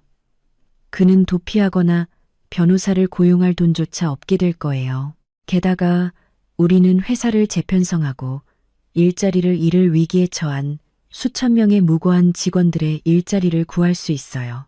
아버지는 한참 동안 나를 바라보셨고 그의 눈빛은 놀라움에서 자랑스러움으로 바뀌었습니다. 우리 딸이 정말 많이 성장했구나. 이 계획은 정말 훌륭해. 적을 제거하는 동시에 국성그룹의 인본주의를 보여줄 수 있어. 아빠는 동의한다. 이 계획을 전적으로 내게 맡길게. 우리는 즉시 착수했습니다. 나의 지휘 아래 그룹의 최고의 변호사들과 재정 전문가들이 밤새도록 일했습니다. 우리는 아무도 의심하지 않도록 완전히 낯선 이름을 가진 위장 투자 회사를 설립했습니다. 다음 날 아침 주식 시장이 열리자마자 황금그룹의 주식에 대한 대량 매수 주문이 여러 계좌에서 쏟아져 나왔습니다. 그들의 주식은 이미 무자비하게 투매되고 있었는데 갑자기 누군가가 그것을 모으기 시작했습니다. 이것은 시장의 작은 혼란을 야기했지만 배후에 내가 있다는 것을 아무도 예상하지 못했습니다. 이제 전쟁은 감정의 투기장에서 치열한 비즈니스 전장으로 옮겨졌습니다. 나는 더 이상 배신당한 신부가 아니라 생사를 건 전투에서 군대를 지휘하는 여성 장군이었습니다. 공포는 사라졌고 그 자리는 흥분과 승리에 대한 결의로 대체되었습니다. 내가 거래를 지시하는 데 집중하고 있을 때 내 비서가 긴장한 얼굴로 급히 뛰어들어왔습니다. 사장님, 새로운 소식입니다. 강혁준이 외국 투자 펀드에 그의 남은 모든 지분을 급매하려고 시도하고 있습니다. 그는 도주 자금이 급히 필요합니다. 우리가 더 빨리 행동하지 않으면 통제권을 잃을 수 있습니다. 레이스는 공식적으로 시작되었습니다. 황금그룹 주식 인수를 위한 경쟁은 극도로 치열했습니다. 우리 팀은 혁준이 외국 파트너에게 주식을 팔아넘기기 전에 필요한 만큼의 주식을 모으기 위해 총력을 기울여야 했습니다. 매 순간 수백억 원이 거래되었습니다. 이것은 고도의 심리전이었고 나는 질 수 없었습니다. 비즈니스 전장에서의 전쟁이 최고조에 달했을 때 다른 전선에서는 경찰도 획기적인 진전을 이루었습니다.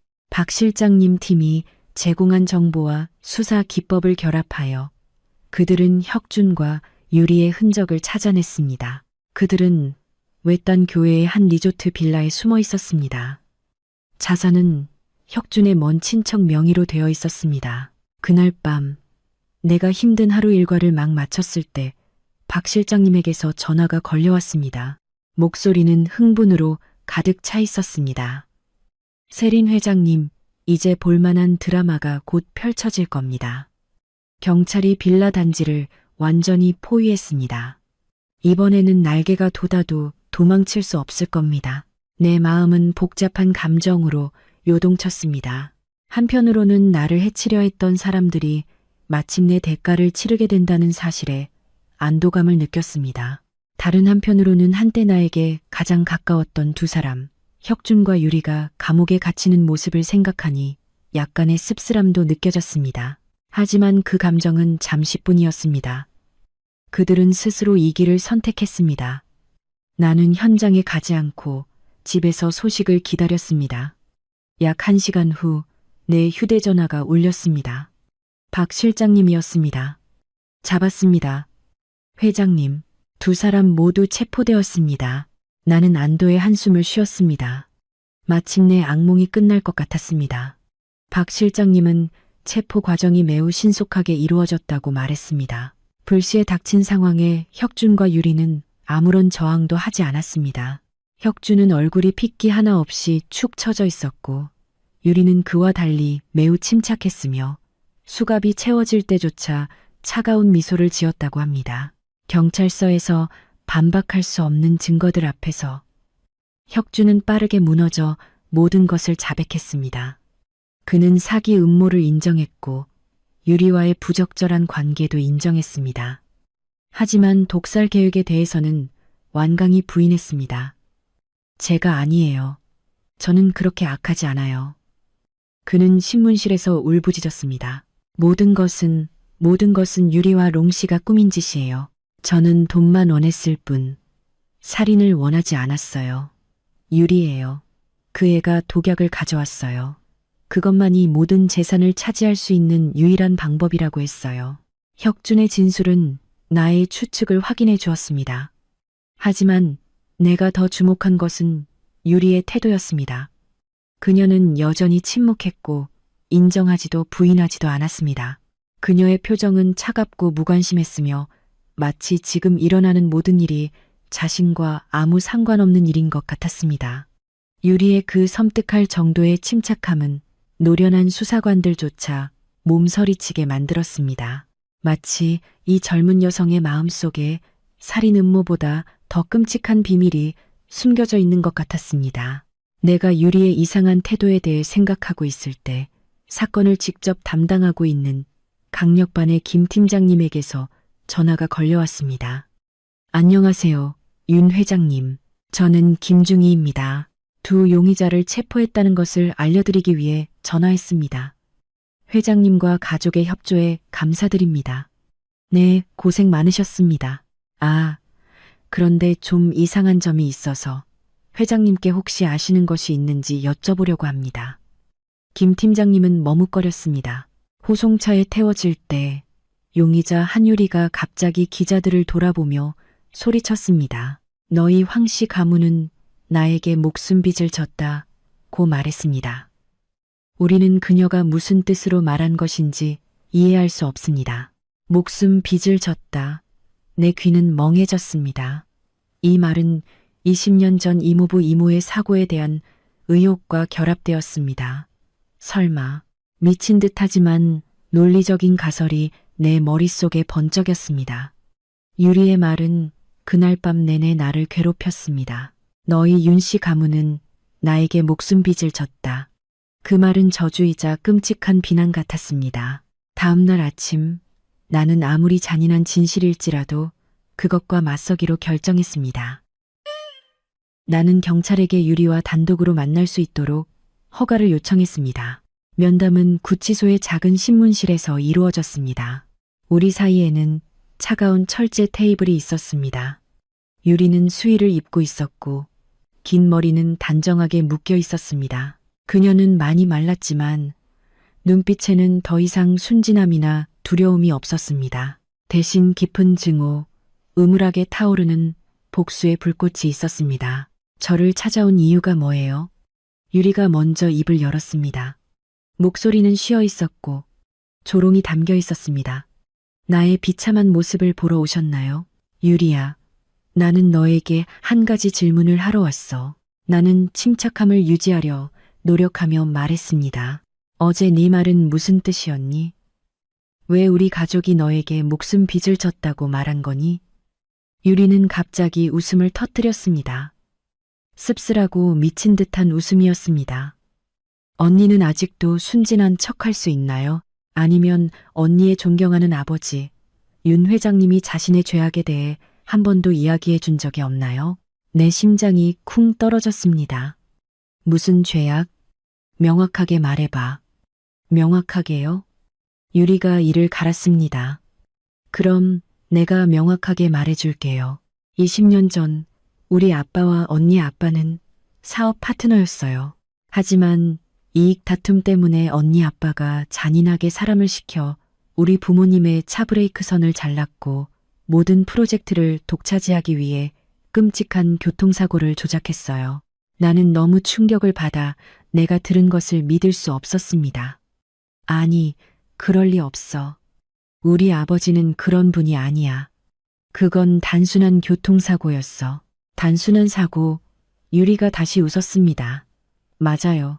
그게 경찰이 내린 결론이고 그 사람이 모두에게 말한 내용이죠. 그 사람은 돈과 권력을 이용해 모든 흔적을 숨겼어요.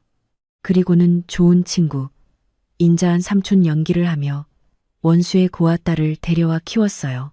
나를 감시하고 통제하기 위해서였죠. 그녀는 불꽃이 튀는 눈으로 나를 바라보았습니다. 언니는 내가 지난 10년 동안 어떻게 살았는지 알아요? 원수의 집에서 살면서 원수의 밥을 먹고 매일 즐거운 척해야 했어요. 내 부모님을 해친 사람을 삼촌이라고 불러야 했어요. 이 고통, 이 증오를 언니는 단 한 번이라도 이해할 수 있었을까요? 이 모든 것을 누가 너에게 말해줬니? 나는 떨리는 목소리로 물었습니다. 롱 삼촌이요. 유리가 대답했습니다. 그분이 바로 언니 아버지에게 해를 입은 또 다른 피해자의 아들이에요. 그분은 수년 동안 조용히 조사해서 모든 진실을 찾아냈어요. 그분이 저를 찾아와 진실을 알려주었고 저에게 복수할 기회를 주었어요. 아, 그렇구나. 롱이 유리의 머릿속에 그 복수의 이야기들을 주입했던 것입니다. 그녀를 불쌍한 고아에서 잔인하고 사악한 복수의 도구로 변모시켰습니다. 언니를 독살하려던 계획도 롱 삼촌이 짠 거예요. 유리가 병적으로 자랑스러운 목소리로 덧붙였습니다. 언니는 서서히 고통스럽게 죽었어야 했어요. 언니 아버지가 가장 사랑하는 사람을 잃는 것이 어떤 기분인지 맛보게 하기 위해서요. 계획이 실패해서 아쉬워요. 나는 얼어붙은 채 앉아 있었습니다. 너무나 끔찍한 이야기, 너무나 잔인한 진실이었습니다. 나는 유리가 거짓말을 하고 있다고, 모든 것이 롱이 꾸며낸 것이라고 믿고 싶었지만 그녀의 눈에 담긴 증오를 보니 흔들리지 않을 수 없었습니다. 언니는 안 믿죠? 유리가 비웃었습니다. 괜찮아요. 진실은 영원히 진실이니까요. 내가 평생 감옥에 있더라도 언니 가족의 오명은 절대 씻겨지지 않을 거예요. 나는 구치소를 나와 텅 빈 머리로 걸었습니다. 밖의 하늘은 갑자기 잿빛으로 변했습니다. 유리의 말, 유리의 눈빛이 계속 나를 괴롭혔습니다. 나는 휴대전화를 꺼내 아버지의 번호를 찾았습니다. 내 손가락은 통화 버튼 위에서 멈췄지만 나는 감히 누를 용기가 없었습니다. 두려웠습니다. 내 인생에서 처음으로 나는 내가 항상 존경했던 아버지와 맞서야 한다는 사실이 두려웠습니다. 아버지는 정말 유리의 말처럼 그런 분이었을까요? 그 후 며칠 동안 유리와의 만남은 내 인생에서 가장 힘든 시간이었습니다. 그녀의 비난은 우리 가족의 분위기 위에 걸린 보이지 않는 칼날과 같았습니다. 나는 아버지를 피하기 시작했습니다. 나는 그분을 똑바로 쳐다볼 용기가 없었습니다. 내가 항상 정직의 상징으로 여겼던 그분. 그분이 무슨 말을 하실 때마다 나는 이유를 대며 자리를 피했습니다. 나는 나의 거리감이 아버지를 아프게 한다는 것을 알았지만 어떻게 해야 할지 몰랐습니다. 나의 믿음은 뿌리째 흔들리고 있었습니다. 여성의 예민함으로 어머니는 곧 이상한 점을 알아차리셨습니다. 어느 날 저녁 내가 방에서 멍하니 앉아 있을 때 어머니는 따뜻한 우유 한 잔을 들고 들어오셨습니다. 세리나, 어머니는 내 옆에 앉아 부드럽게 말씀하셨습니다. 무슨 고민 있니? 며칠 동안 네가 이상해. 나는 창밖을 바라보며 침묵했습니다. 유리 그 아이가 한 말 때문이니? 어머니가 물으셨습니다. 나는 깜짝 놀라 돌아보았습니다. 어머니는 한숨을 쉬셨습니다. 엄마는 짐작하고 있었단다. 그 아이는 증오심에 눈이 멀었어. 그 아이가 한 말에 마음 쓰지 마. 하지만 엄마, 나는 울음을 터뜨렸습니다. 오랫동안 억눌렸던 고뇌가 폭발했습니다. 어떻게 마음 쓰지 않을 수 있어요? 그 아이의 눈빛은 너무나 증오심과 확신으로 가득했어요. 그 아이는 그것이 사실이라고 믿어요. 혹시라도, 조금이라도 사실이라면 어쩌죠? 어머니는 나를 품에 안고 달래셨습니다. 혹시라도 같은 건 없어. 엄마와 네 아빠는 30년 넘게 함께 살았어. 나는 누구보다 네 아빠를 잘 알아. 그분은 비즈니스에서는 신중하고 단호하지만 결코 비열하거나 야비한 분이 아니셔. 내 이모부 이모의 사고는 우리 가족 전체에게 큰 고통이었단다. 내 아빠는 한동안 몹시 힘들어했어. 어머니는 나에게 옛날 이야기를 해주셨습니다. 아버지는 유리의 아버지와 어릴 적부터 친구였습니다. 그들은 함께 사업을 시작했지만 성격은 정반대였습니다. 아버지는 신중하고 확실했지만 유리의 아버지 박철수 이모부는 다소 성급하고 무모했습니다. 그들은 사업적으로 의견 충돌이 있었지만 우정은 한 번도 깨지지 않았습니다. 사고는 큰 충격이었습니다. 딸아, 어머니는 내 손을 잡으셨습니다. 자신의 가장 가까운 사람을 의심하는 것은 매우 고통스러운 일이야. 하지만 그것을 피하는 것은 더 고통스럽지. 네가 직접 아빠를 만나 솔직하게 여쭤보렴. 내 아빠에게서 직접 진실을 들어야 해. 어머니의 말씀은 나에게 용기를 주었습니다. 그날 밤 나는 아버지의 사무실 문을 두드렸습니다. 아버지는 서류를 읽고 계셨는데 최근의 사건들로 인해 머리카락이 많이 휘어졌습니다. 아버지, 나는 깊이 숨을 들이마셨습니다. 아버지께 여쭤볼 것이 있어요. 아버지는 안경을 내려놓고 관용과 약간의 상처가 섞인 눈빛으로 나를 바라보셨습니다. 묻고 싶은 걸 물어보렴. 철수 이모부 이모의 일, 정말 아버지가 나는 끝까지 말을 잇지 못했습니다. 아버지는 전혀 놀라지 않으셨습니다. 그는 한숨을 쉬셨습니다. 너도 아빠를 의심하는구나. 괜찮아. 아빠는 이해해. 네가 너무 많은 충격을 겪었으니까. 괜찮아요. 아버지는 한숨을 쉬셨습니다. 아빠는 이해한다. 유리의 말에 롱의 사악함이 더해져 너무나 강력한 독약이 되었지. 그는 복수심으로 유리를 독살하려 했지만 그 아이가 믿도록 만들려면 우리에게 반박할 수 없는 증거가 필요해. 아버지는 일어서서 방 구석에 있는 낡은 금고로 걸어갔습니다.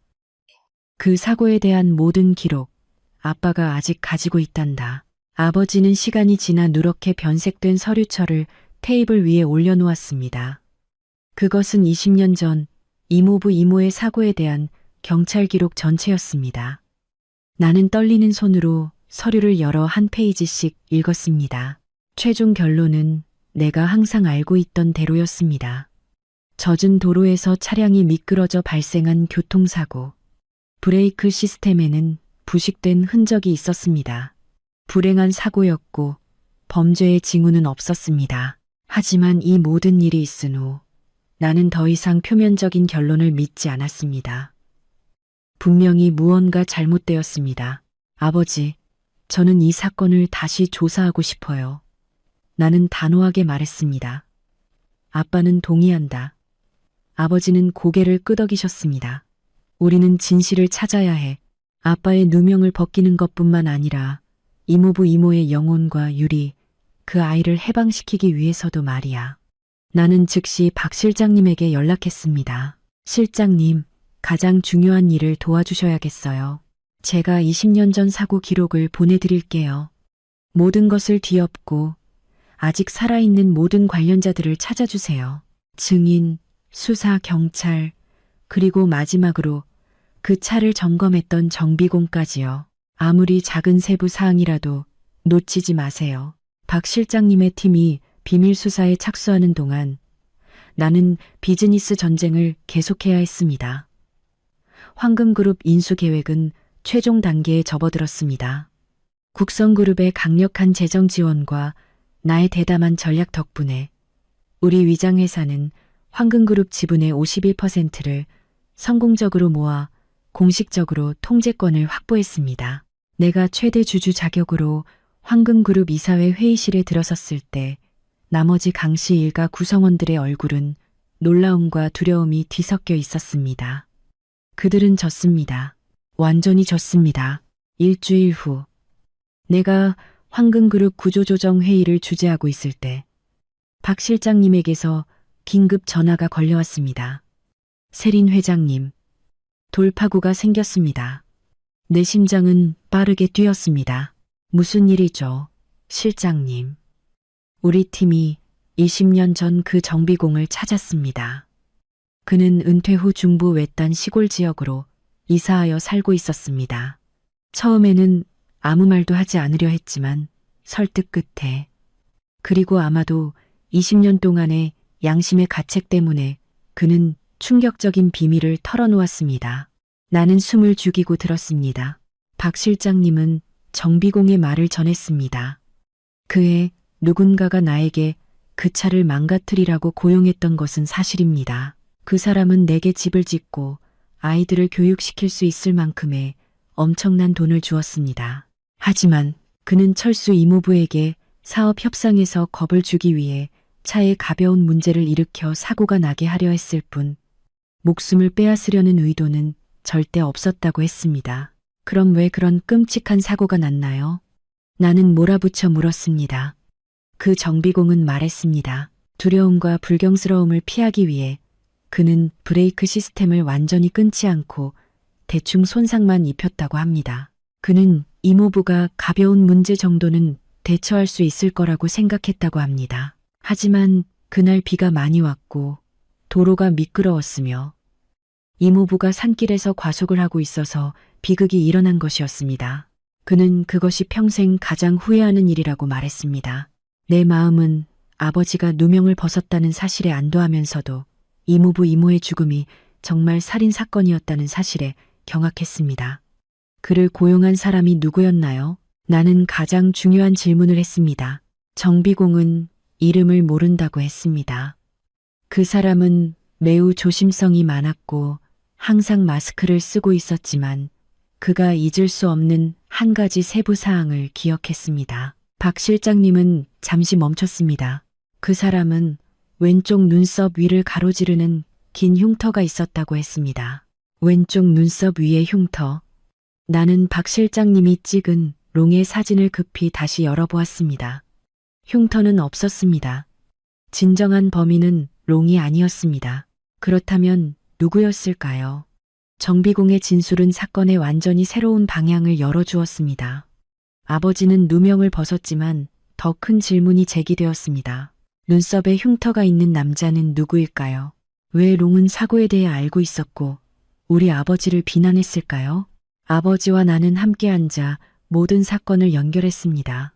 우리는 롱이 모든 진실을 알지 못했을 수도 있다고 추측했습니다.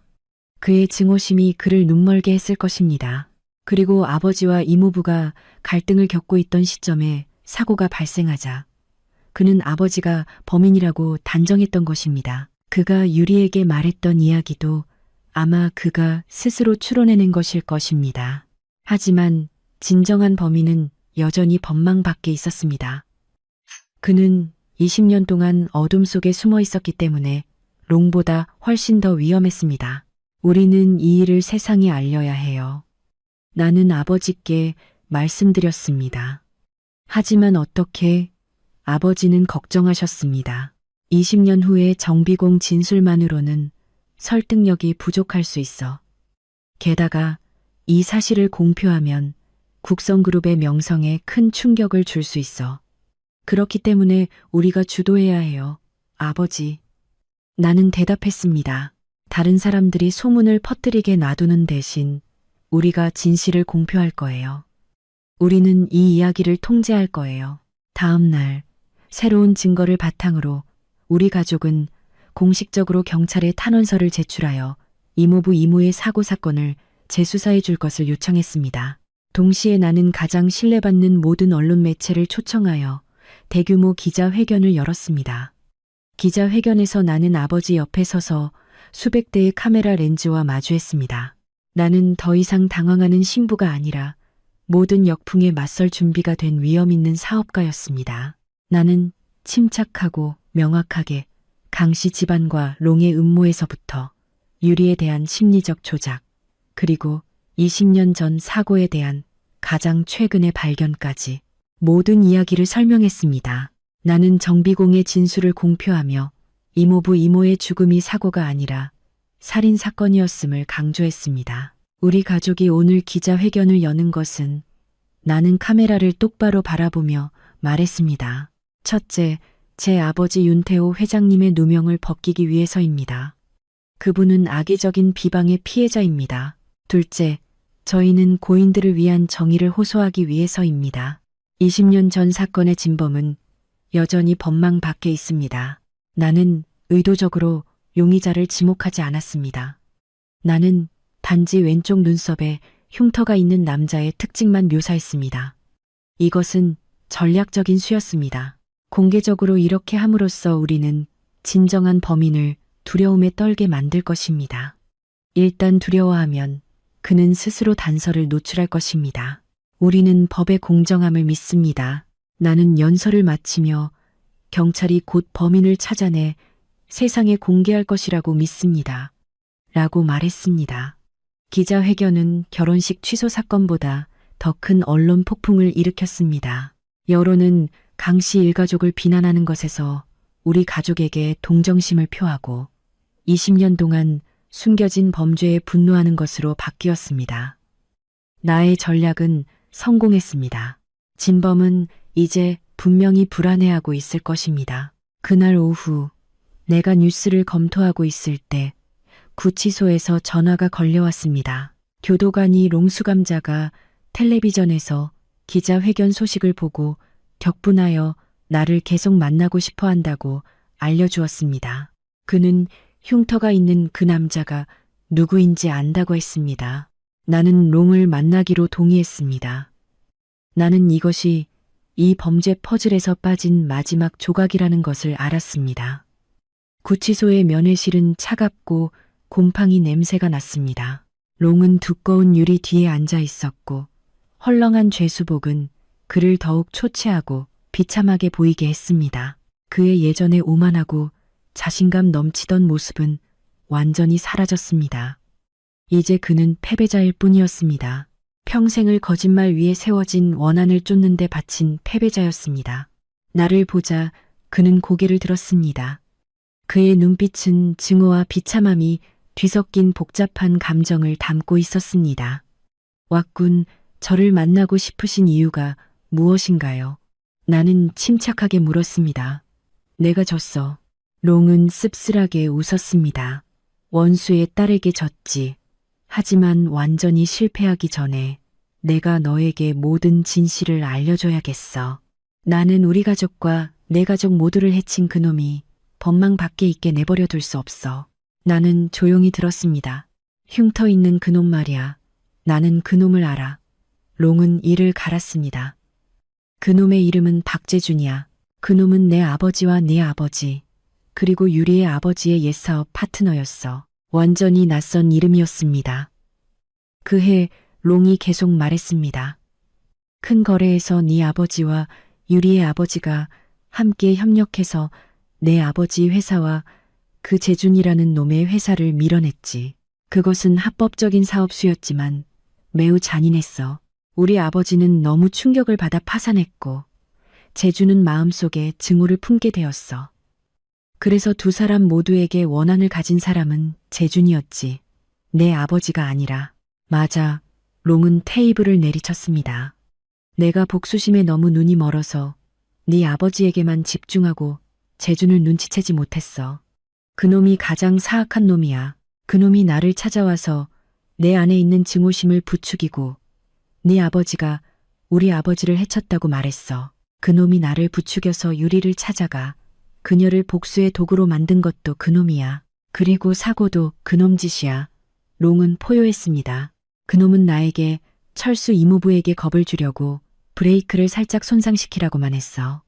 가벼운 충돌을 일으켜 철수 이모부가 다른 프로젝트에서 양보하게 만들려고 했지. 나는 그놈을 믿었어. 나는 그놈의 목적이 철수 이모부 가족 전체를 죽이고 모든 지분을 가로채는 것일 줄은 몰랐어. 마침내 진실이 밝혀졌습니다. 음모가 음모 위에 겹쳐졌고 끔찍한 기만이었습니다. 그 재준이라는 사람은 지금 어디에 있나요? 나는 마지막 질문을 했습니다. 롱은 갑자기 기괴하게 웃었습니다. 그놈 말이야? 그놈은 오래전에 이름을 바꿨지. 이제 그는 성공한 사업가이고 존경받는 회장이고 모범적인 아버지야. 그는 유리 쪽으로 얼굴을 가까이 대고 내 눈을 똑바로 쳐다보며 한 글자씩 또렷하게 말했습니다. 그놈이 바로 강준모야. 강혁준의 아버지 말이야. 나의 온 세상이 무너지는 것 같았습니다. 강준모, 혁준의 아버지, 나의 시아버지가 될 뻔했던 그 남자가 바로 20년 전 이모부 이모를 살해한 장본인이었습니다. 약혼과 결혼식 연극 전체는 500억 원 사기 음모만이 아니었습니다. 그것은 그가 증오했던 사람들의 모든 증인과 후손을 없애고 우리 가족 전체를 집어삼키기 위해 20년 동안 계산된 계획의 마지막 단계였습니다. 나는 구치소를 나왔고 온몸이 차가웠습니다. 모든 마지막 조각들이 맞춰져 소름 끼칠 정도로 완벽한 범죄 그림을 만들었습니다. 롱이 폭로한 진실은 악몽보다 더 끔찍했습니다. 적은 과거의 원한을 가진 낯선 사람이 아니라 나의 시아버지가 될 뻔했던 강준모였습니다. 약혼, 결혼식 연극 전체는 우리 가족을 내부에서 파괴하기 위해 20년 동안 계산된 음모의 최종 단계였습니다. 내 안의 분노는 혁준의 배신을 발견했을 때보다 훨씬 더 컸습니다. 하지만 나는 분노가 문제를 해결할 수 없다는 것을 알았습니다. 나는 증인이 필요했습니다. 법정에서 강준모의 죄를 입증할 수 있는 사람, 그리고 역설적이게도 그 사람은 바로 유리였습니다. 나의 불쌍하고도 미워할 수 없는 사촌 동생. 나보다 더 잔인하게 속아 넘어간 사람. 그녀는 자신의 부모님을 해친 사람을 숭배하고 복수하는데 자신의 젊음을 바쳤습니다. 나는 유리를 두 번째로 만날 수 있도록 허가를 요청했습니다. 이번에는 혼자 가지 않았습니다. 나는 박 실장님과 그의 팀이 수집한 모든 증거를 가져갔습니다. 늙은 정비공의 서명이 담긴 진술서 4본, 나의 아버지, 유리의 아버지, 그리고 강준모의 옛 이름인 박재준 사이에 협력 관계를 보여주는 옛 사업 기록, 그리고 구치소에서 녹화된 롱의 자백 영상까지. 내가 대질 신문실에 들어섰을 때 유리는 여전히 그곳에 앉아 멍하니 허공을 바라보고 있었습니다. 나를 보자 그녀의 눈에 다시 증오의 불빛이 번뜩였습니다. 또 언니예요? 조롱하러 왔나요? 아니, 나는 고개를 저었고 두꺼운 서류철을 테이블 위에 놓았습니다. 나는 너에게 진실을 보여주러 왔어. 나는 서류철을 그녀 쪽으로 밀어주었습니다. 읽어봐. 네가 20년 동안 어떻게 속아 살았는지 알게 될 거야. 네가 부모님의 살인자를 은인이라 부르고 너를 키워준 사람을 원수라고 여겼다는 것을 알게 될 거야. 유리는 의심 가득한 눈으로 나를 바라보았지만 곧 호기심에 서류를 집어들었습니다. 그녀는 빠르게 읽어 내려갔고 읽을수록 그녀의 안색은 변해갔습니다. 그녀의 손은 떨리기 시작했고 입술은 굳게 다물어졌습니다. 롱의 자백 영상, 강준모가 진정한 주범임을 인정하는 영상을 볼 때 그녀는 더 이상 참지 못했습니다. 아니, 그럴 리 없어. 그녀는 더듬거리며 고개를 격렬하게 흔들었습니다. 롱 삼촌이 저를 속일 리 없어요. 당신들이 당신 아버지 보호하려고 이야기를 꾸며낸 거예요. 이야기를 꾸며냈다고. 나는 침착하게 대답했습니다. 유리야, 잘 봐. 정비공은 거짓말할 이유가 없어. 옛 사업 기록은 새하얀 종이에 검은 먹으로 적힌 진실이야. 그리고 롱 씨도 더 이상 부인할 길이 없어. 너 자신에게 물어봐. 내 아버지가 정말 원수였다면 왜 우리 아버지가 너를 입양해야 했을까? 왜 강씨 집안은 그렇게 서둘러 그들의 원수와 사돈을 맺으려고 했을까? 내 말 한마디 한마디는 롱이 수년 동안 유리 주변에 쌓아올린 거짓의 벽을 부수는 망치와 같았습니다. 그녀는 머리를 감싸고 테이블 위에 얼굴을 묻었고 어깨는 격렬하게 떨렸습니다. 그녀의 증오의 기초, 지난 몇 년 동안 그녀의 유일한 삶의 목적이 완전히 무너진 것입니다. 그녀는 속았습니다. 그녀는 부모님의 살인자에게 복수하기 위해 자신의 청춘을 바쳤습니다. 그녀는 악마를 도왔고 자신의 유일한 언니를 죽음으로 내몰았습니다. 이 진실은 죽음보다 더 잔인했습니다. 유리는 얼굴을 들고 절규했습니다. 그것은 후회, 절망, 그리고 마침내 제대로 된 대상을 찾은 증오의 울음이었습니다. 나는 그녀가 진정될 때까지 기다렸습니다. 유리야, 나는 부드럽게 말했습니다. 이제 너는 진실을 알았어. 나는 네가 우리 가족을 용서해 달라고 요구하지 않아. 그것은 너와 과거의 몫이야. 하지만 네 부모님의 영혼이 하늘에 있다면 그들은 안식을 찾아야 해. 진정한 범인은 처벌받아야 해. 유리는 붉고 부은 눈으로 나를 올려다보았습니다. 이번에는 그녀의 눈에 증오는 없었고 극도의 고통만이 남아 있었습니다. 제가 다 말할게요. 그녀는 이를 악물고 눈물을 흘렸습니다. 제가 늙은 강준모, 그 사람을 우리 부모님 죽음에 대한 대가를 치르게 할 거예요. 유리의 약속은 경찰에게 강준모를 수사할 확고한 기반을 제공했습니다. 그러나 그는 교활한 늙은 여우였습니다. 지난 20년 동안 그는 자신의 범죄를 완벽하게 은폐해왔습니다. 그에게 유죄를 선고하기 위해서는 유리와 정비공의 진술만으로는 부족했습니다. 우리는 자백이 필요했습니다. 강준모 자신의 입에서 나오는 자백, 그리고 그것을 하기 위해 우리는 미끼가 필요했습니다. 그 미끼는 다름 아닌 그의 소중한 아들 강혁준이었습니다. 나는 이 계획을 경찰과 가족과 매우 신중하게 논의했습니다. 이것은 위험한 전략이었지만 늙은 여우를 굴 밖으로 끌어낼 수 있는 유일한 방법이었습니다. 계획이 시작되었습니다. 우리는 비공식적인 뉴스 채널을 통해 의도적으로 정보를 흘렸습니다. 강혁준이 구치소에서의 심리적 압박과 선처를 받기 위해 가족과 관련된 오래된 사건의 모든 진실을 털어놓으려 한다는 징후를 보이고 있다는 것입니다. 예상대로 강준모는 즉시 미끼를 물었습니다. 그는 자신의 시한폭탄 같은 아들이 폭발하려 한다는 것을 알고 가만히 있을 수 없었습니다.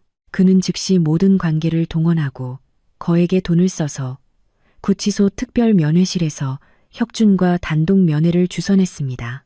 그는 아들에게 입단속을 시켜야 했습니다. 그가 하는 모든 일은 우리의 통제하에 있었습니다. 면회 날 나는 아버지와 김중희와 함께 특별 감시실에 앉아 있었습니다. 면회실의 모든 구석에는 초소형 카메라와 녹음기가 설치되어 있었습니다. 우리 앞에 스크린은 선명한 이미지를 보여주었습니다. 긴장감이 감돌았습니다. 아버지는 내 손을 꽉 잡았고 나에게 약간의 따뜻함을 전했습니다. 나는 가장 잔인한 진실과 마주할 순간이 아버지께 다가왔다는 것을 알고 있었습니다. 20년 동안 그는 친한 친구의 죽음에 대한 죄책감 속에서 살아왔습니다. 그런데 범인이 그가 파트너로 여겼던 다른 사람이었다는 것을 알게 될 줄은 몰랐습니다. 면회실 문이 열리고 강준모가 들어섰습니다. 여전히 위험 있는 외모였지만 눈빛에는 불안감이 숨겨져 있지 않았습니다. 그는 앉았고 손가락으로 테이블 표면을 끊임없이 두드렸습니다. 잠시 후 혁준이 안내되어 들어왔습니다. 그는 초췌하고 두려워 보였습니다. 그는 오늘 자신의 역할을 위해 경찰의 철저한 지침을 받았습니다.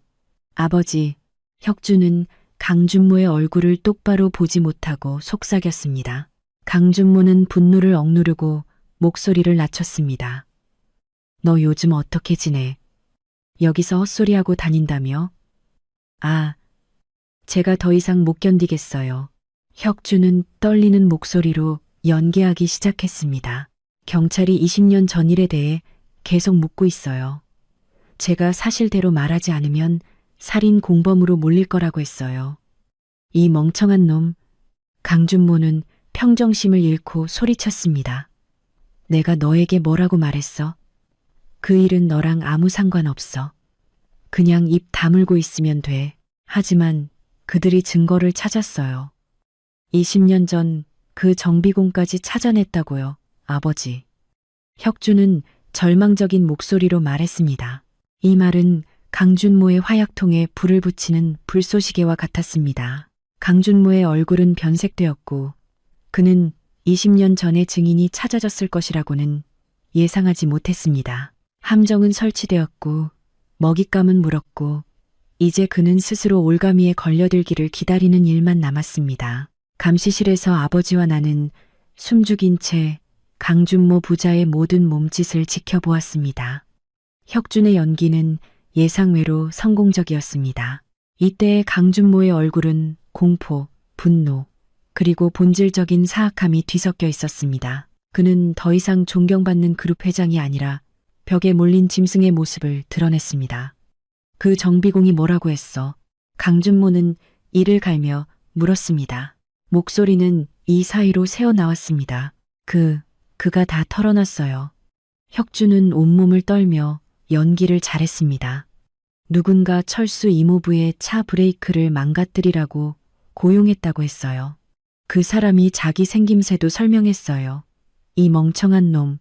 강준모는 테이블을 강하게 내리쳤고 혁준은 깜짝 놀랐습니다. 분노가 그의 이성을 완전히 잃게 만들었습니다. 그게 나랑 무슨 상관이야? 나는 모든 것을 완벽하게 계획했어. 그때 모든 의혹은 윤태호에게 쏠렸어. 왜 그렇게 두려워하는 거야? 하지만 경찰이 재수사하고 있어요. 재수사하면 뭐 어때? 강준모는 포효했습니다. 분노가 그를 이성을 잃게 만들었습니다. 잘 들어. 그때 내가 먼저 손쓰지 않았으면 길거리로 쫓겨났을 사람은 바로 나야. 그리고 철수 이모부도 마찬가지였지. 윤태호는 인정이 많지만 너무 물러. 나만이 이길 만큼 잔인할 수 있었어. 나는 철수에게 겁을 주려고만 했을 뿐이야. 그놈이 재수없게 죽을 줄은 몰랐지.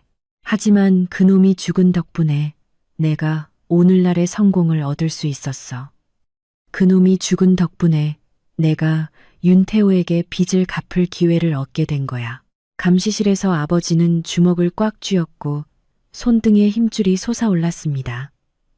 강준모의 잔인한 자백은 아버지의 심장에 칼날처럼 박혔습니다.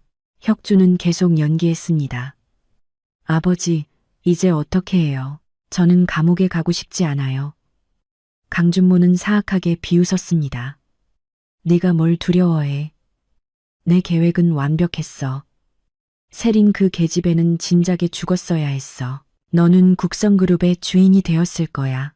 윤씨 일가의 모든 사업이 우리 것이 되었을 거야. 세상에 여자 하나 때문에 실패하다니.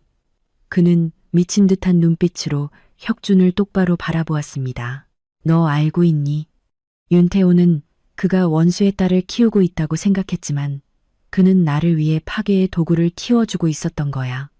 유리가 바로 나의 비장의 무기였어. 나는 그녀의 아버지에 대한 원한을 이용해 그녀를 조종했고 그녀가 윤씨 일가를 증오하게 만들었어. 그녀가 나를 위해 뭐든지 하도록 만들었지.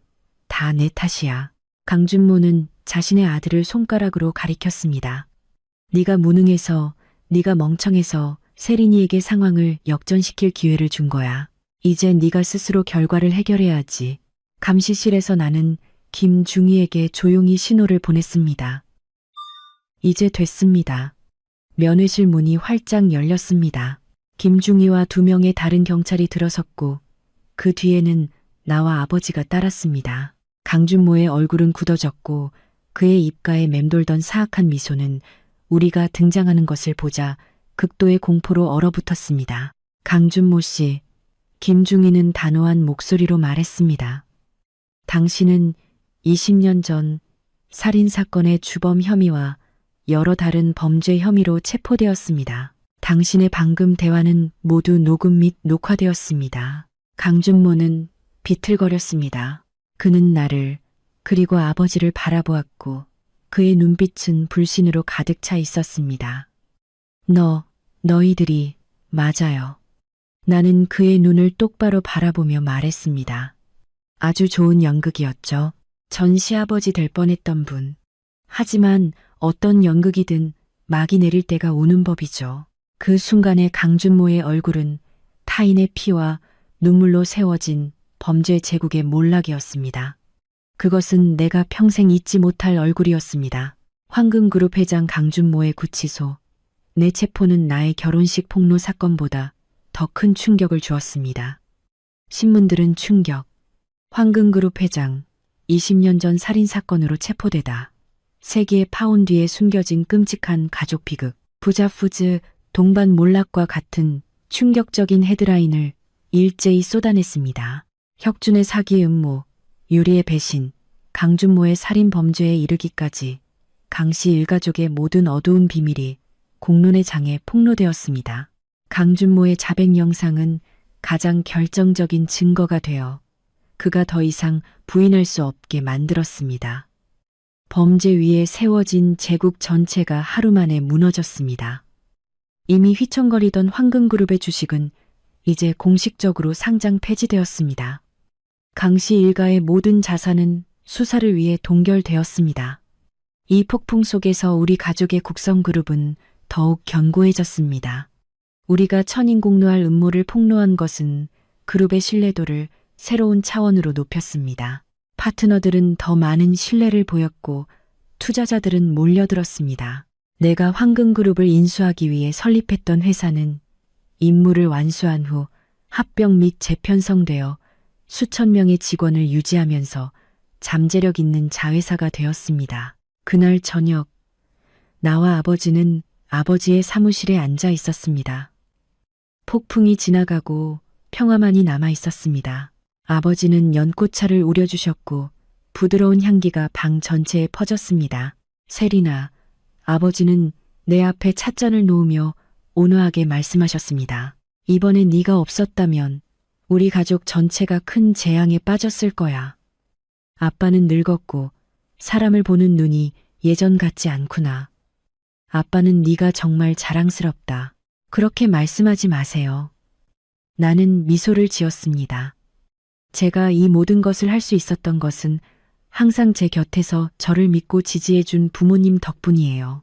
철수 이모부의 억울함이 마침내 풀렸구나. 아버지는 한숨을 쉬셨고 그의 눈빛은 먼 곳을 바라보았습니다. 아빠는 20년 동안 괴로워했어. 이제 그가 편안히 잠들 수 있을 거야. 우리는 말없이 함께 앉아 있었지만 우리 둘 다 이 시련 후에 부녀 관계가 그 어느 때보다 더 강해졌다는 것을 알고 있었습니다. 며칠 후 나는 재판 진행 상황에 대한 소식을 들었습니다. 증거가 너무나 명확했기 때문에 사건은 매우 신속하게 처리되었습니다.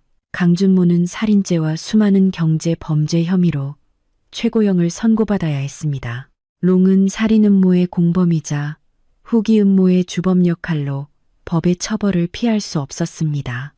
그는 종신형을 선고받았습니다.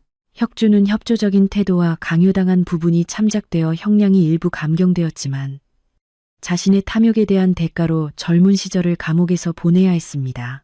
유리는 경우가 가장 복잡했습니다. 그녀는 기만의 피해자이기도 했지만 동시에 나를 해치려 한 음모의 가해자이기도 했습니다. 그러나 그녀의 성실함과 강준모의 죄를 폭로하기 위해 수사기관